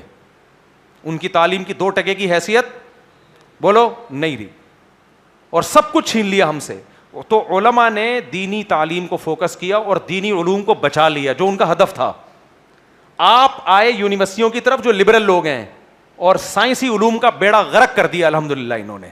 تو یہ پنکھے اور استریاں اور ہوائی جہاز یہ مولویوں کا ہیڈک نہیں ہے, یہ یونیورسٹیوں میں جو آپ جیسے لبرل لوگ ہیں نا, یہ ان لوگوں کی کام ہے سارے. نہیں آئی میرا خیال ہے بات سمجھ میں؟ یہ مولویوں نے تھوڑی, یہ ہمارا تھوڑی قصور ہے کہ ہم نے پنکھے نہیں بنائے اور ہم نے ہوائی جہاز نہیں بنائے. پنکھے مدرسوں میں تھوڑی بنتے ہیں, گاڑیاں مدرسوں میں تھوڑی بنتی ہیں. یہ ٹاپک تو انجینئرز اور سائنٹسٹ کا ہے نا, اور یہ یونیورسٹیوں میں پیدا ہوتے ہیں. تو یہ آپ یونیورسٹیوں کا مذاق اڑا رہے ہو. تو آپ یہ مولویوں پہ بلی مت ڈالو. آپ بولو یہ کس کا کام ہے؟ پروفیسروں کا کام ہے جو دنیا پڑھ رہے ہیں, انہوں نے اپنی ذمہ داری پوری نہیں کی ہے. تو یہ مذہب کا قصور نہیں ہے. تو آج جو ہم جاپانی کے سامنے اتنے قسم پرسی کی حالت میں نظر آ رہے ہیں, تو بھائی وہ تو مولوی بھی نظر آ رہا ہے, سائنسدان بھی نظر آ رہا ہے, وہ تو سارے کی جیسے نظر آ رہے ہیں. اس کا قصور مولاناؤں کا یا مذہب کا نہیں ہے. وہ قصور کس کا ہے؟ آپ کے تعلیمی نظام کا. میں نے بھی جمعے کے بیان میں کہا تھا نا, میں انٹر کے پیپر سندھ میں دے رہا تھا کراچی میں, اور ایگزامینر خود ہمارے سامنے کتابیں لا کے رکھ رہا تھا اور کہہ رہا تھا 50 روپے دے دو. تو یہ کتاب کس کی ہوئی؟ آپ کی ہوئی. ہر سوال کا جواب اس کتاب میں. یہ آپ کے تعلیمی, یہ کوئی مولوی تھوڑی چلا رہا تھا, کوئی مولوی بھی نہیں تھا وہ ایگزامینر کے طور پہ. ہم آپ کا احترام کرتے ہیں, لیکن خدا کا واسطہ آپ یہ مولویوں کو بات بات پہ جو آپ رگڑ رہے ہوتے ہیں نا تھوڑے دنوں کے بعد, یہ چھوڑ دیں آپ. یہ اچھا کام, کچھ غلطیاں مولویوں کی ہیں وہ میں مانتا ہوں, لیکن ایسا لگتا ہے آپ کہ جب سنو گھما پھرا کے مولاناؤں پہ لا کے ٹھوک دیں گے آپ. پنکھے نہیں ایجاد کیے اور فلانا نہیں ایجاد کیا اور یہ نہیں کیا اور وہ نہیں کیا. ابے مولویوں کا کام ہے پنکھے بنانا. ہمیں تو ابھی تک ٹماٹر کے ریٹ پتہ نہیں ہے, حالانکہ میری زندگی گزر گئی ٹماٹر خریدتے ہوئے. جب سے میری شادی ہوئی ہے اس وقت سے ٹماٹر خرید رہا ہوں میں, اور خریدتا جا رہا ہوں. کل گھر والوں نے کہا ٹماٹر بہت مہنگا ہو گیا. میں نے کہا منڈی سے لے کر آ, بندے کو بولا منڈی سے, لیکن ابھی تک مجھے ریٹ معلوم نہیں ہے, کیونکہ ہمارا دماغ دوسرے کاموں میں اتنا پھنسا ہوا ہے. ہم پنکھے کیسے بنائیں گے میرے بھائی بیٹھ کے؟ کہہ رہے مولویوں نے پنکھے نہیں بنائے اور مولویوں نے یہ نہیں بنایا. پتہ نہیں پنکھے کی مثال دی ہے یا ایئر کنڈیشن کی یا کسی مشین کی, کیا ایجاد کیا ان مولویوں نے؟ تو بھائی ایجاد کے لیے تمہاری یونیورسٹیاں ہیں, انہوں نے دھیلے کا کام نہیں کیا. کچھ تھوڑا بہت کیا بھی ہے, لیکن جو صحیح بندہ ہوتا ہے وہ باہر چلا جاتا ہے آپ کے, کیونکہ آپ کی گورنمنٹ جو آپ لوگ حکومتیں بناتے ہو وہ اس کی قدر ہی نہیں کر رہے ہوتے. تو کہتا جاؤ امریکہ جاپان جا کے کماؤ پیسہ, یہاں کیا کرنا ہے. تو خیر, تو یہ جو قرآن کا ٹاپک ہے نا یہ ہلکا نہیں ہے, یہ آپ کو آپ کے مقصد حیات. تبھی نبی نے جن صحابی کو یہ کہا نا کہ کھجور میں نر ماجا کھجوروں کو نہ ملاؤ, کہا نا نبی نے, ان صحابی کے لیے تو ان کی تو سارا کاروبار ہی کھجور کے درختوں پہ تھا. ان کے جب کھجور کی پیداوار میں نقصان ہوا, انہوں نے جب نبی سے عرض کیا کہ نقصان ہو گیا, تو نبی نے فرمایا انتم اعلم بامور دنیاکم منی, دنیا کے معاملات تم مجھ سے زیادہ جانتے ہو. تو اس کے بعد ان صحابی کے دل میں نبی کی حیثیت کم نہیں ہوئی. انہوں نے یہ نبی کو نہیں کہا جب آپ ہماری دنیا کے معاملات جانتے ہی نہیں ہیں, اس میں آپ ہمیں گائیڈ ہی نہیں کر سکتے, تو بھائی آپ کا ہماری ترقی سے کیا تعلق ہے آپ کا؟ بھائی ہمیں پھر ہماری تو کھجور کی پیداوار جو ہے, ہمیں تو کھجور چاہیے بھائی, ہم تو پورے سال اسی کھجور پہ گزارا کرتے ہیں, اسی سے ہمارے بچے بھی پلتے ہیں. بچوں کے اس زمانے کے جو بھی اسکول اور جو ہے نا پڑھائی کا نظام ہوگا وہ سارا ہمارا تو اسی سے خرچہ پورا ہوتا ہے. جب آپ اس میں ہمیں گائیڈ نہیں کر سکتے جو اتنی امپورٹنٹ چیز ہے, تو پھر ہم آپ سے گائیڈنس کیوں لیں؟ نہ وہ صحابہ سمجھتے تھے کہ یہ ایک زندگی ہے, اس کے بعد قبرستان بھی ہے, اس کے بعد کیا ہے, اور اللہ آخرت میں یہ نہیں پوچھے گا کتنی کھجوریں پیدا کی اور کتنا پیسہ کمایا. اللہ یہ پوچھے گا جس مقصد کے لیے تمہیں پیدا کیا تھا اس کو فوکس کیا یا نہیں کیا, اور وہ مقصد تھا مجھے یاد رکھنا, میری عبادت کرنا, میرے احکامات کو فالو کرنا, میرے حلال کو حلال سمجھنا, میرے حرام کو حرام سمجھنا, جس چیز کا میں نے حکم دیا اس کو کر گزرنا, جس چیز سے میں نے روکا اس سے رک جانا. تو میرے بھائی یہ ٹاپک سائنسدانوں کے لیے غیر اہم ہے, اللہ کے لیے سب سے اہم یہ ٹاپک ہی ہے. اس لیے اللہ اپنے نمائندوں کو یہی علوم دے کے بھیجتا ہے. آئی کھوپڑی شریف میں بات, جمشید تمہاری سمجھ میں آیا کہ نہیں آیا؟ تو یہ دیسی, یہ گھڑی بھی نہیں لگی بھی, مجھے پتہ ہی نہیں کہ کتنا ٹائم بیان میں رہ گیا. وقت تو بتا دیں بھائی. 8:47. بس تھوڑا سا 2-4 منٹ میں بیان کو سمیٹ کے ختم کرتا ہوں. اس لیے یہ جو ہمارے تبلیغی جماعتیں گھوم پھر رہی ہوتی ہیں نا گشت کرتی ہوئی, دنیا میں لوگوں کو سب سے فضول یہی لوگ لگ رہے ہوتے ہیں. دنیا میں سب سے فضول لوگوں کو کون لوگ لگتے ہیں؟ تبلیغ والے. ایک صاحب بہت پڑھے لکھے, پوری دنیا میں ان کی ٹریولنگ, امریکہ بھی گئے, جاپان بھی گئے, فرانس بھی گئے, اور بہت ایجوکیٹڈ, بڑے ذہین. ایک دن مجھے کہتے ہیں, میری عمر اس وقت ہوگی 20-22 سال, میں نیا مدرسے میں داخل, 18 سال عمر تھی میری, میں 17-18 سال کی عمر میں مدرسے میں آ گیا تھا. تو 1-2 سال ہوئے تھے مدرسے میں, میرے پاس آئے, بیٹھ کے موقع تلاش کرتے تھے کوئی مولاناؤں پہ طنز کرنے کا. تو مجھے کہنے لگے یار یہ جو مولانا لوگ ہیں انہوں نے اب تک کوئی ایجاد کیوں نہیں کیا, اور تمہارے مدرسے میں کوئی لیب ہے؟ دوسرا سوال انہوں نے کیا کہ تبلیغی جماعت کہتی ہے 3 دن کے لیے نکلو, تو ان کی نہ کوئی لیب ہے نہ کوئی, اب تک اتنا عرصہ ہو گیا تبلیغی جماعت کو, کوئی بھی چیز اب تک انہوں نے ایجاد نہیں کی ہے. کوئی بم بنا لیتے نا, کوئی انجیکشن ایجاد کر لیتے, پیناڈول کی گولی تک نہیں بنا سکے. یہ سمجھ میں آ رہی ہے بات؟ تو کیا ہے یہ؟ تو اس لیے یہ جو لبرل لوگ ہیں نا, جو خدا کو نہیں مانتے یا خدائی تعلیمات کی ان کی نظر میں کوئی حیثیت نہیں ہے, ان کو دنیا میں سب سے فضول جماعت کون سی لگتی ہے؟ بولو, تبلیغ کی. اس لیے اللہ تعالیٰ نے پوری سورہ نوح نازل کر دی, اور نوح علیہ السلام کی پورا 950 سال کا نقشہ اللہ نے سورہ نوح میں بیان کر دیا کہ ان کی قوم کو بالکل وہی اعتراض تھا تبلیغ والوں پہ, ان کی قوم کو ان پہ بالکل وہی اعتراض تھا جو آج لوگوں کو کس پہ اعتراض ہوتا ہے؟ تبلیغ والوں پہ ہوتا ہے.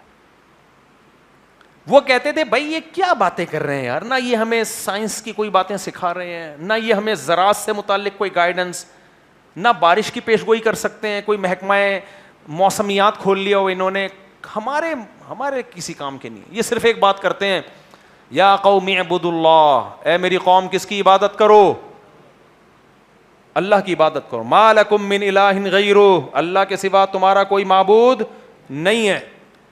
واستغفروہ, اس سے توبہ استغفار کرو جو تم سے گناہ ہو گئے ہیں, استغفار کرو. تو یہ دعوت دے دیں. اور یہ بھی سمجھاتے تھے اگر میری بات نہیں مانو گے اللہ کا تم پہ عذاب آئے گا. کب آئے گا یہ بھی نہیں پتا ان کو, کوئی ڈیٹ بتا دیں. کہتے ہیں مجھے نہیں پتا کب آئے گا, لیکن آئے گا, مجھے اللہ نے بتایا ہے. اتنا 950 سال اس قوم نے نوح علیہ السلام کو تنگ کیا ہے. اس قوم کی نظر میں سب سے غیر اہم شخص کون تھا؟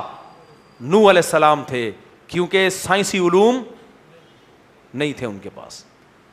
ہوں گے تھوڑے بہت جو اللہ نے دنیا میں سروائیو کرنے کے لیے ہر شخص کو دیے ہوتے ہیں, یا کچھ ان کو زیادہ دے دیے ہوں گے معجزاتی طور پر, لیکن ان کا ٹاپک یہ نہیں تھا.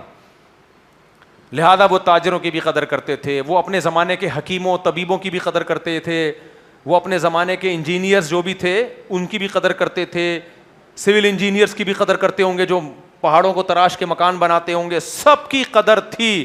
ان کی نظر میں سب سے زیادہ بے وقعت شخص اگر کوئی تھا معاذ اللہ تو کون تھے؟ نوح علیہ السلام. اور کمال کی بات یہ کہ نوح علیہ السلام بھی ان کی نظر میں سب سے غیر اہم, اور نوح علیہ السلام کو فالو کرنے والے بھی سب سے غیر اہم. وہ کہتے تھے انؤمن لک واتبعک الارذلون, اے نوح ہم آپ پر ایمان لائیں. سب سے پست, ارذلون کا اصل مطلب ہے ذلیل, سب سے ذلیل ترین پست ترین لوگ آپ کو فالو کر رہے ہیں, تو ہم آپ پہ کیوں ایمان لے کر آئیں؟ یہی تکبر, اسی گھمنڈ نے اس قوم کو تباہ کر دیا. اور یہ بھی تانے دیتے تھے کہ ہم آپ کو پتھروں سے مار کے ہلاک کر دیں گے, آپ ہمارے لیے کوئی قابل عزت نہیں ہے, کوئی ہماری نظر میں آپ کی کوئی, کیونکہ ہمارے کوئی کام اٹکا ہوا نہیں ہے آپ کی وجہ سے. آپ کے ہونے سے نہ ہونے سے ہماری صحت پہ کوئی فرق نہیں پڑتا, ہمیں روٹی پھر بھی مل رہی ہے, ہمارے گھر پھر بھی بنے ہوئے ہیں, ہماری سڑکیں پھر بھی ہیں, ہماری تجارتیں پھر بھی ہیں, آسمان سے بارشیں برس رہی ہیں, زمین سے پیداوار اگ رہی ہے. تو ہماری نظر میں آپ کی کوئی حیثیت نہیں ہے, آپ کے ہونے نہ ہونے سے ہماری صحت پہ کوئی فرق نہیں پڑتا. صرف اتنا نہیں ہے بلکہ آپ کے ہونے سے ہمیں نقصان ہو رہا ہے, وہ نقصان ہی ہو رہا ہے, آپ ہمارے کاموں میں دخل اندازی کر رہے ہیں. لہذا پھر انہوں نے کیا کیا, نوح علیہ السلام کا مذاق اڑانے کے لیے کہ جیسے ہی نوح علیہ السلام نظر آتے تو کیا کرتے, اپنے کانوں میں انگلیاں ٹھوک لیتے. یستغشوا ثیابہم, کپڑوں سے اپنے منہ کو چھپا لیا کرتے تھے. وَأَصَرُّوا وَاسْتَكْبَرُوا اسْتِكْبَارًا, قرآن کہتا ہے تکبر کرنے لگے. اور قرآن کے الفاظ دیکھو کہ 27 پارے میں قرآن کہہ رہا ہے کہ وہ کیا الفاظ ہیں, كَذَّبُوا عَبْدَنَا. اس سے پہلے والی آیت بتائیں, وَقَالُوا مَجْنُونٌ وَازْدُجِرَ, اس سے پہلے والی آیت بتائیں. یعنی اس میں اللہ نے یہ کہا ہے کہ انہوں نے میرے بندے کا انکار کیا, میرے بندے کا, اور کہنے لگے یہ دیوانہ ہے. وَازْدُجِرَ, اور میرے بندے کو ڈانٹا گیا. نہیں آئی سمجھ بات؟ قوم کی نظر میں نوح علیہ السلام کی ویلیو نہیں ہے, لیکن اللہ کی نظر میں اتنی ویلیو. اللہ کہہ رہے ہیں کس کو ڈانٹا انہوں نے؟ مارنا دور کی بات, میرے بندے کو ڈانٹا انہوں نے, سختی سے بات کی ہے میرے بندے سے. میرا بندہ, میرا بندہ, بار بار قرآن کہہ رہا ہے. فَكَذَّبُوا عَبْدَنَا, میرے بندے کو جھٹلایا ہے. اور وَقَالُوا مَجْنُونٌ, اور کہہ رہے ہیں یہ دیوانہ ہو گیا. وَازْدُجِرَ, میرے بندے کو ڈانٹا گیا ہے. تو یہ تو اللہ کی غیرت جوش میں آ رہی ہے, لیکن اللہ برداشت کر رہا ہے. کتنے سال؟ 950 سال. اسی چیز سے ملحدوں کو دھوکا ہوتا ہے کہ عذاب کیوں نہیں آتا. بھائی اللہ کا حلم, اللہ کی برداشت میری اور آپ کی برداشت سے زیادہ نہیں بلکہ بہت زیادہ ہے. وہ مہلت دیتا ہے, جاؤ نافرمانی کرنی ہے نافرمانی کرو, فرما برداری کرنی ہے فرما بردار بن کے رہو. لیکن اللہ کی نظر میں نوح علیہ السلام کی ویلیو کیا ہے؟ عبدنا, میرا بندہ. ہم کسی شخص کو بھیجیں اپنا بندہ بنا کے, بھائی یہ میرا بندہ آ رہا ہے, ذرا اس سے تمیز سے پیش آنا, اور آپ نے رکھ کے اس کو تھپڑ لگا دیا, تو آپ کو غصہ آئے گا کہ نہیں آئے گا؟ آپ بولے گے یار تو نے میرے بندے کے ساتھ کیا, میں تجھے چھوڑوں گا نہیں. یا تو آپ کمزور ہو یا غیرت ختم ہو, پھر ایک الگ بات ہے. طاقتور بھی ہو, غیرت مند بھی ہو, پھر اپنے بندے کو کوئی اس طرح لاوارث نہیں چھوڑتا. تو میرے بھائی قرآن کا ٹاپک ہلکا ٹاپک نہیں ہے. اور یہ جو کہہ رہے ہیں سائنس سے یہ ان سب چیزوں کا کوئی ایویڈنس نہیں ہے. نبی کے نبی ہونے کے سینکڑوں ایویڈنس ہیں, محمد صلی اللہ علیہ وسلم کے سچے نبی ہونے کے سینکڑوں ایویڈنس ہیں. تو جب آپ کے سچے نبی ہونے کے سینکڑوں ایویڈنس ہیں تو آپ کی ہر بات پہ ہمیں ایویڈنس پیش کرنے کی ضرورت نہیں ہے. تو اس لیے یہ جو یوٹیوب پہ آ رہے ہیں نا یوٹیوبڑے آج کل, اچھا انگریزوں میں جو سائنٹسٹ ہیں نا وہ کبھی ایسی بات نہیں کریں گے, وہ کبھی ایسی بات نہیں کریں گے. یہ ہمارے یہاں تھوڑے سے سائنس وائنس پڑھ کے نا ایک دم مولاناؤں پہ طنز اور مولاناؤں پہ, اور یہ جو فرقے مولاناؤں کے ٹھش پش چل رہا ہے یہ اسلام کا قصور تھوڑی ہے بھائی. کوئی حق کو نہیں مان رہا تو گن پوائنٹ پہ تھوڑی منوایا جا سکتا ہے اس کو. یہ جو اتنے فرقے بنے ہیں اسلام میں یہ اسلام کا قصور نہیں ہے. اسلام میں 2 اور 2 4 کی طرح واضح کر دیا ہے صحیح کون ہے اور غلط کون ہے. دیکھو ایک انڈیا کا ایک بڑا اچھا وہ ہے یوٹیوبر دھرو راٹھی, نام لینا مناسب نہیں ہوتا بیانات میں کسی کا, لیکن مشہور آدمی ہے, کوئی حرج بھی نہیں ہے میرا خیال ہے. اس نے ایک اچھی ویڈیو بنائی, میں اس کو اپریشیٹ کرتا ہوں. عام طور پہ جو تھوڑا سا پڑھا لکھا ہو جاتا ہے نا تو سب سے پہلے تو وہ اسلام کو تختہ مشق بناتا ہے, لیکن اس نے ایک اچھی بات کہی. اس نے کہا کہ یہ جو قرآن کی آیت ہے, قرآن کی ایک آیت ہے جس میں آتا ہے کہ اقتلوا المشرکین حیث ثقفتموہم, مشرک کو جہاں پاؤ قتل کر دو, ٹھیک ہے نا. تو اس سے کہا کہ یہ جو دہشت گرد لوگ ہوتے ہیں نا یہ اس آیت کو سیاق و سباق سے ہٹا کے پیش کرتے ہیں. مثال کے طور پر کوئی اس آیت کو بنیاد بنا کے کسی ہندو کو مشرک کو جہاں پاؤ قتل کرنا شروع کر دے, اور کوئی دیسی لبرل یہ ویڈیو بنانا شروع کر دے کہ دیکھو مذہب جو ہے منافرت پھیلا رہا ہے اور قتل و غارت کا میدان مذہب غلط کر رہا ہے, تو مذہب ہونا ہی نہیں چاہیے. تو یہ غلط ہے میرے بھائی, وہ مذہب کا غلط استعمال کر رہا ہے. وہ اس آیت سے پہلے جا کے دیکھے گا سورہ توبہ میں تو پتہ چلے گا یہ ان مشرکین کے بارے میں بات ہو رہی ہے جن سے مسلمانوں کی لڑائی تھی اور 4 مہینے کا ایگریمنٹ ہوا تھا ان سے کہ بھائی 4 مہینے تک ہماری آپ سے جنگ بندی ہے, 4 مہینے کے بعد ہم جہاں پائیں گے قتل کر دیں گے. تو یہ خاص موقع پہ خاص مشرکین کے بارے میں نازل ہوئی ہے, علل اطلاق مشرکین کے بارے میں نازل نہیں ہوئی. اگر ہوئی ہوتی تو مسلمانوں نے پوری دنیا میں حکومتیں کی ہیں, مگر ہندوؤں کو بھی رکھا ہے, عیسائیوں کو بھی رکھا ہے, یہودیوں کو بھی رکھا ہے, کسی کو اس بیس پہ کبھی قتل نہیں کیا گیا کہ یہ ہندو ہے. تو اب بتاؤ اگر کوئی قرآن کی آیت کا غلط استعمال کر کے لڑائیاں پھیلا رہا ہے, نفرتیں پھیلا رہا ہے, تو آپ مذہب کو برا کہہ سکتے ہو؟ اگر کہو گے تو پھر تو میڈیکل سائنس کا بھی غلط استعمال ہو رہا ہے کہ نہیں ہو رہا؟ ہر علم کا ایک صحیح استعمال ہے, ہر علم. وکیل وکالت کا غلط استعمال سب سے زیادہ تو وکیل کرتے ہیں, وکالت کا غلط استعمال. وکیل کو پتا ہوتا ہے پھنسانا کیسے ہے, بچانا کیسے ہے. 1 نمبر وکیل ہوگا مظلوم کی مدد کرے گا, 2 نمبر وکیل ہوگا اسی قانون کا غلط استعمال کر کے ظالم کو مروا دے گا, مظلوم کو مروا دے گا وہ. تو آپ یہ کہو گے کہ وکیل ہونے ہی نہیں چاہیے, عدالتی قانون ہونا ہی نہیں چاہیے. جج اگر 2 نمبر ہے اسی عدالت میں غلط فیصلہ کر کے بے گناہ کو, قانون کا غلط استعمال کر کے بے گناہ کو لٹکا دے گا وہ. لیکن اگر وہ ایماندار ہے تو کوئی قانون کسی بے گناہ کو لٹکانے کی ترغیب نہیں دیتا. تو اسی طرح میرے بھائی مذہب کا غلط استعمال اور صحیح استعمال, تو مذہب میں جنہوں نے مذہب کو صحیح معنوں میں پڑھا ہے ان کو فالو کیا جائے گا, ہر آڑے ترچے کو فالو نہیں کیا جائے گا مذہب میں. تو اللہ تعالیٰ ہمارے ایمان کی حفاظت فرمائے. میرے پورے بیان کا حاصل اور خلاصہ یہی ہے, سائنسی علوم میں ترقی حاصل کرنا بھی ہمارے مذہب کا حکم ہے, ایک آرڈر ہے اس کا, لیکن یہ مقصود کائنات نہیں ہے, مقصد حیات نہیں ہے. تو اس کو جو موضوعات قرآن مجید کے ہیں وہ میری اور آپ کے لیے بہت زیادہ اہم ہے, صرف اہم نہیں ہے, بہت زیادہ اہم ہے. اللہ تعالیٰ ہمیں عمل کی توفیق عطا فرمائے.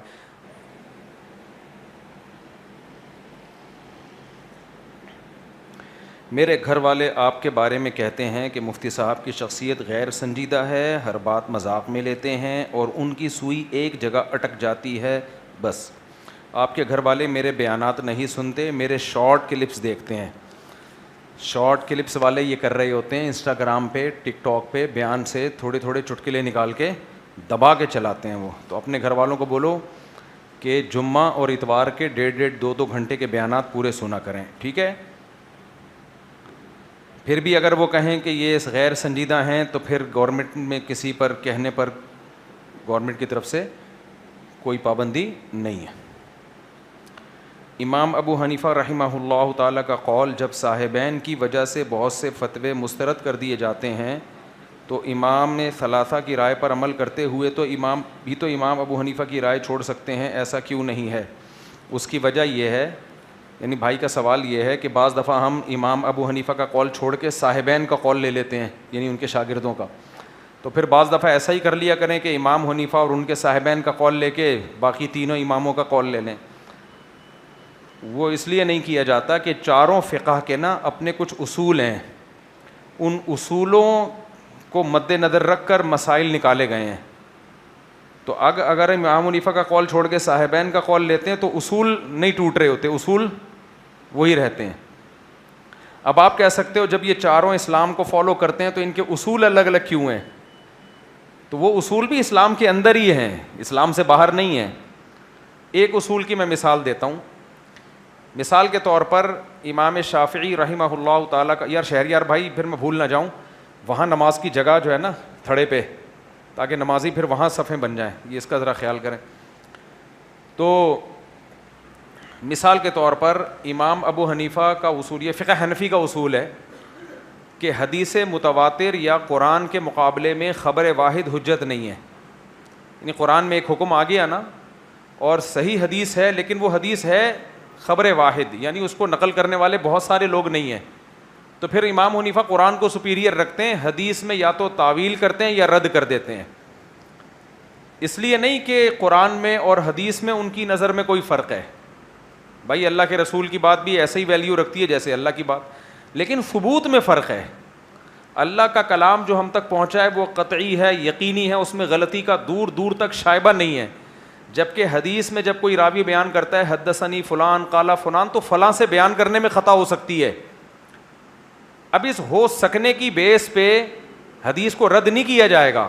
منکرین حدیث نے تو حدیث ہی رد کر دی نا، بھائی ایک آدمی اگر بیان کر رہا ہے تو غلطی بھی تو ہو سکتی ہے، بھائی ہو سکنے کی بیس پہ اگر ہم یہ مان لیں تو پھر تو دنیا میں کوئی کام ہو ہی نہیں سکتا۔ آپ جہاز میں بیٹھو گے، ہو سکتا ہے کہ وہ گر جائے، ٹرین میں جاؤ گے، ہو سکتا ہے وہ ٹریک سے اتر جائے، جج کے سامنے 10 لوگوں نے گواہی دے دی کہ یہ بندہ جمشید کو تو میں نے ابھی رخصت کر دیا، وسیم قاتل ہے، ہو سکتا ہے یہ غلط ہو سکتے ہیں کہ تو دنیا بہت بڑی ہے۔ تو اس لیے حدیث حجت ہے، چاہے خبر واحد ہو چاہے خبر متواتر ہو، لیکن اس ہو سکنے کے امکان کو اس وقت ویلیو دی جاتی ہے جب یہ اپنے سے زیادہ یقینی کے خلاف ہو۔ 100 آدمی ایک خبر آپ کو دے رہے ہوں اور ایک اس کے خلاف دے رہا ہو، تو وہ ایک اگرچہ سچا ہو لیکن اب اس سے غلطی کا امکان بڑھ گیا ہے۔ تو امام ابو حنیفہ حدیث کو حجت مانتے ہیں، دلیل مانتے ہیں، لیکن اگر قرآن کے یا حدیث متواتر کے مقابلے میں ہو تو صحیح ہونے کے باوجود بھی اس کو حجت نہیں مانتے، اس میں یا تو تعویل کریں گے یا اس کو رد کریں گے۔ جبکہ امام شافعی رحمہ اللہ تعالیٰ کا اصول اور ضابطہ یہ ہے کہ خبر واحد کو بھی وہی ویلیو دی جاتی ہے جو خبریں، یعنی جو قرآن کی آیت کو ویلیو دی جاتی ہے، اور اس اصول کی بیس پہ آگے احکام میں بھی فرق آتا ہے۔ ایک حکم بھی میں بتا دیتا ہوں، مثال کے طور پر قرآن مجید میں زانی کی سزا ہے الزانیۃ والزانی فاجلدوا کل واحد منہما 100 جلدہ، جو کنوارا مرد کے بارے میں، یہ مرد یا عورت زنا کرے 100 کوڑے مارو، یہ قرآن میں سزا ہے۔ حدیث میں آتا ہے کہ البکر بالبکر جلد 100 وتغریب عام، کنوارا مرد یا کنواری عورت اگر زنا کرے تو 100 کوڑے مارو اور 1 سال کے لیے اس کو ملک سے باہر نکال دو۔ اب امام شافعی اور امام احمد ابن حنبل کہتے ہیں کہ 1 سال کے لیے ملک سے باہر بھی نکالا جائے گا، جلا وطن بھی کیا جائے گا۔ امام حنیفہ کہتے ہیں نہیں، قرآن میں جو زانی کی سزا بیان کی ہے وہ A to Z کمپلیٹ سزا ہے، 100 کوڑے، لہذا یہ جو 1 سال کی جلا وطنی ہے اس حدیث کو تو رد نہیں کرتے، یہ نبی کریم صلی اللہ علیہ وسلم کا حکم، یہ سزا کے طور پہ نہیں ہے، یہ قاضی کو مشورے کے طور پر ہے، کیونکہ زانی اور زانیہ میں عشق ہو جاتا ہے نا اکثر، تو اس بات کا خطرہ ہے کہ یہ دوبارہ زنا کر لیں گے تو اس کو یہاں سے کیا کرو، تو وہ کہتے ہیں کہ لیکن بعض دفعہ یہ ہوتا ہے کہ کچھ حالات ایسے ہوتے ہیں کہ اگر زانیہ عورت کو آپ نے جلا وطن کیا تو وہاں تو کمانے کا کوئی ذریعہ ہی نہیں ہے، تو عین ممکن ہے وہ زنا ہی کو پیشہ نہ بنا لے، تو کہتے ہیں یہ جو خبر واحد ہے یہ قرآن سے جو مضمون ثابت ہو رہا ہے اس کے خلاف ہے۔ خلاف کا مطلب بالکل یہ خلاف نہیں ہے، تو انہوں نے حدیث میں تعویل کی، بلا وجہ حدیث میں تعویل کرنا یہ منکرین حدیث کا کام ہے, یاد رکھو. بلا وجہ تعویل کرنا جائز نہیں ہے, لیکن ایک مضبوط دلیل کے خلاف آ رہی ہے تو اس میں امام ابو حنیفہ تعویل کرتے ہیں, جبکہ امام شافعی کہتے ہیں, امام احمد بن حنبل بھی یہی کہتے ہیں کہ نہیں بھائی سزا بھی دی جائے گی اور 1 سال کے لیے جلا وطن بھی کیا جائے گا. ایک اور مثال لے لیں اس کی, قرآن مجید میں آتا ہے چور کا ہاتھ کاٹنے کا حکم ہے نا قرآن مجید میں. چور کا ہاتھ, چور کرنے والا مرد ہو, چوری کرنے والا مرد ہو یا عورت ہو, دونوں کا ہاتھ کاٹ ڈالو, یہ قرآن میں حکم ہے. امام حنیفہ کہتے ہیں کہ اگر چور نے چوری کی, کسی کی گھڑی چرا لی اور بیچ کے پیسے کھا گیا,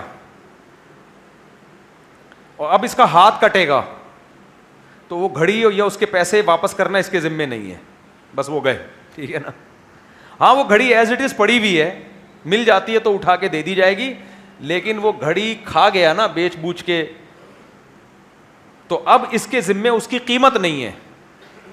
حالانکہ نارمل حالات میں آپ کسی کی کوئی بھی چیز جب غصب کرتے ہیں, یا تو وہ چیز واپس کرو, اگر وہ ختم ہو گئی ہے تو اس کی قیمت واپس کرو. جیسے میں کہتا ہوں ڈاروین کو چاہیے, یہ کہہ رہا ہے کہ بندر تھے, ہماری دم تھی, اب غائب ہو گئی, بھائی دم کہاں گئی ہے, یا تو دم دو یا دم کے پیسے دو.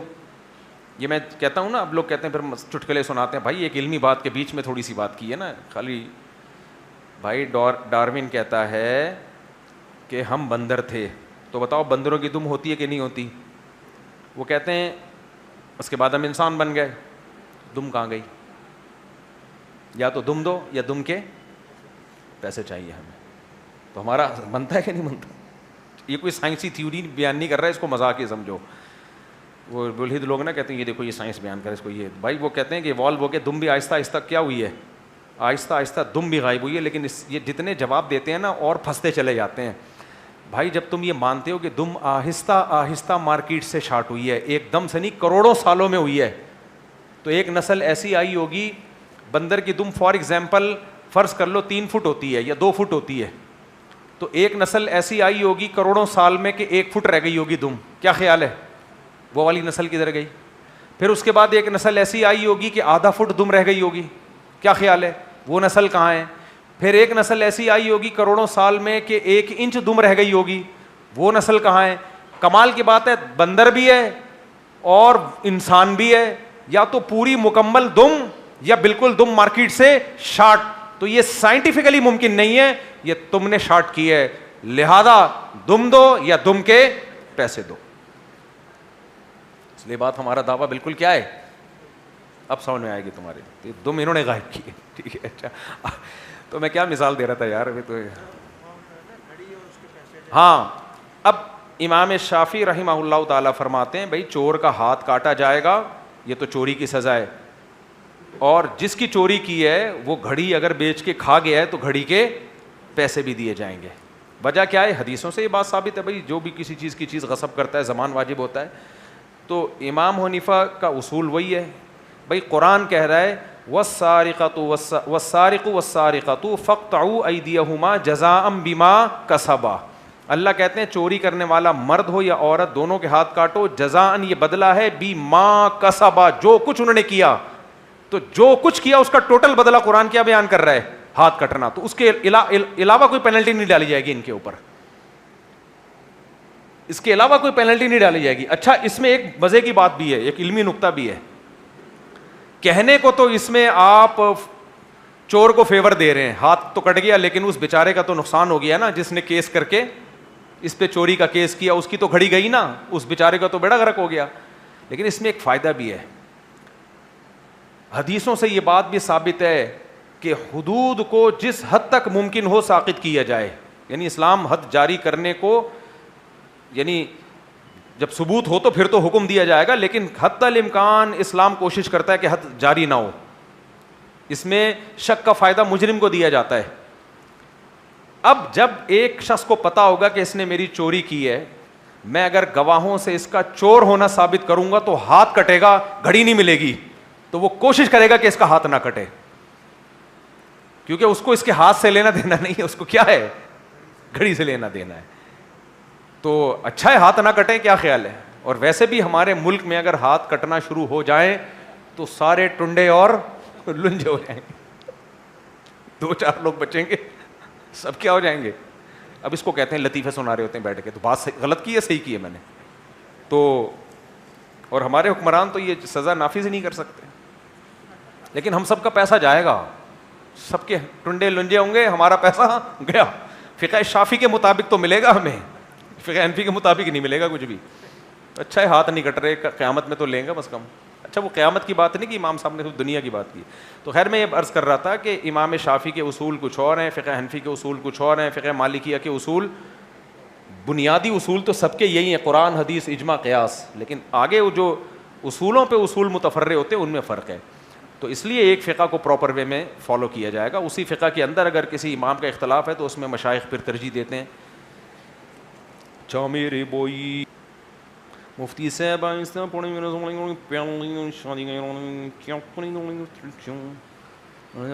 جواب بھی آہستہ دوں, تو جواب جب آہستہ دوں گا تو الٹا کر کے لوگ اس کو سوال بنا لیں گے, تو وہ تو پتہ چل جائے گا. کیا خیال ہے بھائی؟ بات یہ ہے کہ جو شخص پہلے سے ارادہ ہو میں پکی ڈھکی دوسری شادی کروں گا, پکا ارادہ ہو, تو لڑکی والوں کو بتا دے میں کروں گا. ان کو دھوکے میں نہ رکھے, اندھیرے میں نہ رکھے. انہوں نے دینا ہوگا دے دیں گے, نہیں دینا ہوگا نہیں دیں گے. لالچ مت کرو. میرے سامنے ایسے لوگ آئے ہیں, ان کا پہلے سے ارادہ تھا, تو میں نے کہا تم نے کسی لڑکی کو نکاح کا پیغام بھیجا ہوا ہے, تمہارا سے پہلے سے دوسری شادی کا ارادہ ہے, تو ان کو بتا دو. کہہ رہے میں بتاؤں گا تو وہ دیں گے ہی نہیں. میں نے کہا نہ دیں بھائی. وہ اگر کسی کمارے کو دینا چاہتے ہیں, وہ چاہتے ہیں کہ ہم نہیں چاہتے کہ ہمارے داماد دوسری کرے, تو آپ کیوں ان کو دھوکے میں رکھ. یا تو کسی کا ارادہ ہی بعد میں ہوا ہو نا, وہ ایک الگ بات ہے. کسی کا ارادہ ہی بعد میں ہو, آپ کا تو پہلے سے ارادہ ہے. کہہ رہے نہیں بھی نہیں. میں نے کہا بھائی صاحب آپ کسی طلاق یافتہ سے کر لو, بیوہ سے کر لو. کہہ رہے نہیں نہیں نہیں نہیں میں نہیں کروں, کر رہے شروع ہو گئے نا. پھر وہ پھر کی انہوں نے اسی کماری سے کی, پھر تھوڑے دن بعد کہ میں دوسری کروں گا, 2 فسادات.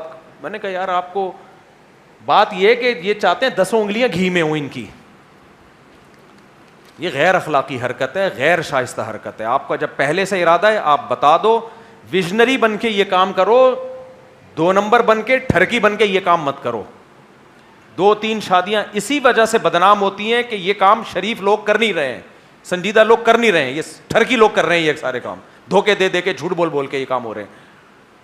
تو کمپرومائز کرو. میں نے کہا یار طلاق یافتہ سے کر لو. کہہ رہے نہیں وہ بھائی طلاق یافتہ میں بھی تمہیں ایک سے ایک مل جائے گی, تمہیں پسند بھی آ جائے گی, بہت اچھی اچھی لڑکیاں طلاق والی بھی بیٹھی ہوئی ہیں, کم عمر بھی مل جائیں گی. نہیں جی میں نے کنواری صحیح کرنی ہے. تو سارے مزے تم نے کمبختوں دنیا میں اڑانے ہیں, تو یہ نہیں ہو سکتا.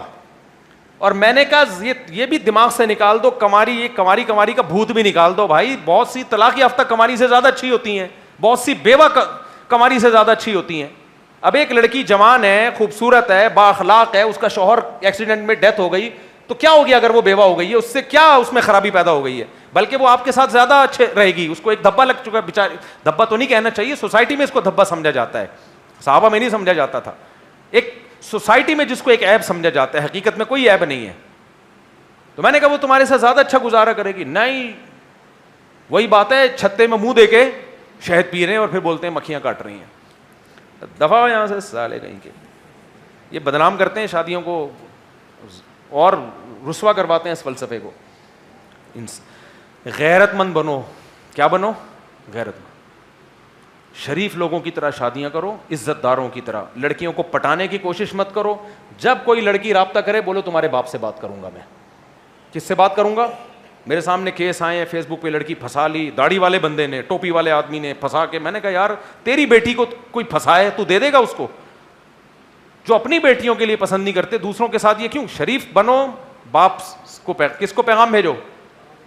کہتے ہیں نہیں ہوگا. نہیں کوئی بات نہیں, دنیا مسافر خانہ ہے, نہیں ہوگی نا شادی, زیادہ سے زیادہ مر جائے گا نا, کوئی مسئلہ نہیں ہے. شریف آدمی مر جائے, عزت کے ساتھ چلا جائے, یہ زیادہ اچھا ہے. اور جانے کے بعد لوگ بول رہے ہیں فلاں کی پھنسایا تھا, فلاں کو لے کے بھاگا تھا اور فلاں سے آنکھ مٹکے کرتا تھا, تو یہ اچھی موت نہیں ہے. تو شریف لوگوں کی طرح نکاح کیا کرو, لڑکیوں کے باپوں کو پیغام بھیجا کرو اور عزت کے ساتھ. اور یہ چھپن چھپائی اور دھوکے اور 2 نمبریاں. اور یاد رکھو سچ میں ٹینشن ہوتی ہے وقتی, اس کے بعد سکون ہوتا ہے. جھوٹ میں وقتی سکون ہے, زندگی بھر ٹینشن. ہمارے ایک دوست تھے, پرانی بات ہے, کسی کو نہیں, ان کو بھی نہیں پتہ چلے گا ان کی بات ہو رہی ہے, وہ بہت کم بیان سنتے ہیں. وہ انہوں نے ایسا ہی کیا. انہوں نے کیا کیا کہ وہ شادی کی, کوئی معاشقہ واشقہ ہو گیا تھا. اب دوسری شادی کی ماں باپ کی مرضی سے, بتایا نہیں کسی کو, تاکہ ماں باپ کو بھی پتہ نہ چلے اور یہ ہو کہ بھائی میں پہلی شادی کر رہا ہوں. اب وہ بڑی خاندانی لڑکی تھی جو ان کی دوسری وائف تھی, وہ یہ سمجھ رہی ہے کہ یہ میں ان کی پہلی وائف ہوں. وہ مجھے خود اپنا واقعہ سنا رہے تھے, جس ہے نا, یہ ہے 15-20 سال پرانا واقعہ. اب جب شادی ہو گئی, پکڑے گئے ایک دن. اب جھوٹ بول بول کے نا چلا رہے ہیں دونوں کو. جب پکڑا گیا ہے نا تو اتنی ڈپریشن میں آیا ہے کہ اس کو ہارٹ اٹیک ہوتے ہوتے بچا ہے. اتنی ڈپریشن میں آیا ہے, اور مستقل بیماری اس کو, ڈپریشن کی, اسٹریس کی, بلڈ پریشر کی مستقل بیماری لگ گئی, مستقل میڈیسن پہ آ گیا. جوان آدمی, جوانی میں بال سفید ہو گئے. چونکہ وہ خاندانی لوگ تھے, انہوں نے بولا یار تم نے ہمارے ساتھ دھوکہ کیسے کیا؟ بیوی تو چلی گئی وہ چھوڑ کے, دوسری وائف, کیا تم نے دھوکہ کیسے کیا ہمارے ساتھ؟ تو جھوٹ جو ہے نا, جھوٹ اس کی ٹینشن پوری زندگی کی ہے. سچ کی ٹینشن ایک دفعہ ہوتی ہے, کڑوا گھونٹ, اس کے بعد سکون آ جاتا ہے زندگی میں. تو یہ 2 نمبریاں مت کیا کرو. دوسری شادی اگر پہلے سے پکا ڈھکا ارادہ ہو تو لڑکی والوں کو بتا دو کہ میں غلط آدمی ہوں, میں دوسری بھی کروں گا, آپ نے دینی ہے دے دیں, نہیں دینی ہے. میں نے جب دوسری کی تھی تو بتایا تھا میں تیسری بھی کروں گا. تو بہت سے رشتے نہیں ہوئے میرے اس چکر میں, بہت سے رشتے نہیں ہوئے. ورنہ آج 19 کے بجائے کتنے ہوتے, 4-5 اور ملا لیں ساتھ میں, تو کیا ہوا؟ تمیز سے 19 ہو گئے. یہ زیادہ اچھا ہے نا, بدتمیزی کے ساتھ 25 ہوتے تو تمیز کے 19, بدتمیزی کے ساتھ 25 سے کیا ہے, بہتر ہے. پھر وہ بچے بھی ڈرامے بازیاں کر رہے ہوتے. جب ان کو پتا ہوتا ہمارے ابا نے بھی 2 نمبری کی تھی, تو بچے بھی کیا کرتے, پھر بچے ابا سے بھی 2 نمبری, اماں سے بھی 2 نمبری, ہر جگہ. پھر یہ پورا نسل میں ڈی این اے میں 2 نمبری آ جاتی ہے. سمجھ رہے ہو؟ بالکل صاف نہیں. کس نے کہا بھائی؟ حدیث میں آتا ہے احف الشوارب. احفا عربی میں مبالغہ کو کہتے ہیں. تو شوارب جو مونچھیں ہیں, حدیث میں آتا ہے اس کو مبالغہ کر کے کاٹو, تو زیادہ بہتر یہی ہے. باقی رکھنا بھی جائز ہے. مودزم خواتین کے لیے بھی مسجد میں قرآن سیکھنے پڑھنے کا انتظام کرنا چاہیے. بڑی خواتین کے لیے قرآن سیکھنے پڑھنے کا انتظام کرنا چاہیے. مسجد میں کرنا چاہیے یہ ضروری نہیں ہے, جہاں ان کے لیے پردے کے ساتھ سوٹیبل جگہ ہو وہاں انتظام کرنا چاہیے. میں بنوری ٹاؤن کا فاضل ہوں اور ایک اسکول میں حفظ کی کلاس پڑھاتا ہوں. وہاں تنخواہ کم ہے. اب ایک فیکٹری میں کام آیا ہے جہاں تنخواہ اچھی ہے, تو مجھے کیا کرنا چاہیے؟ برائے مہربانی. میرے اوپر بیوی بچوں والدین کی ذمہ داری بھی ہے.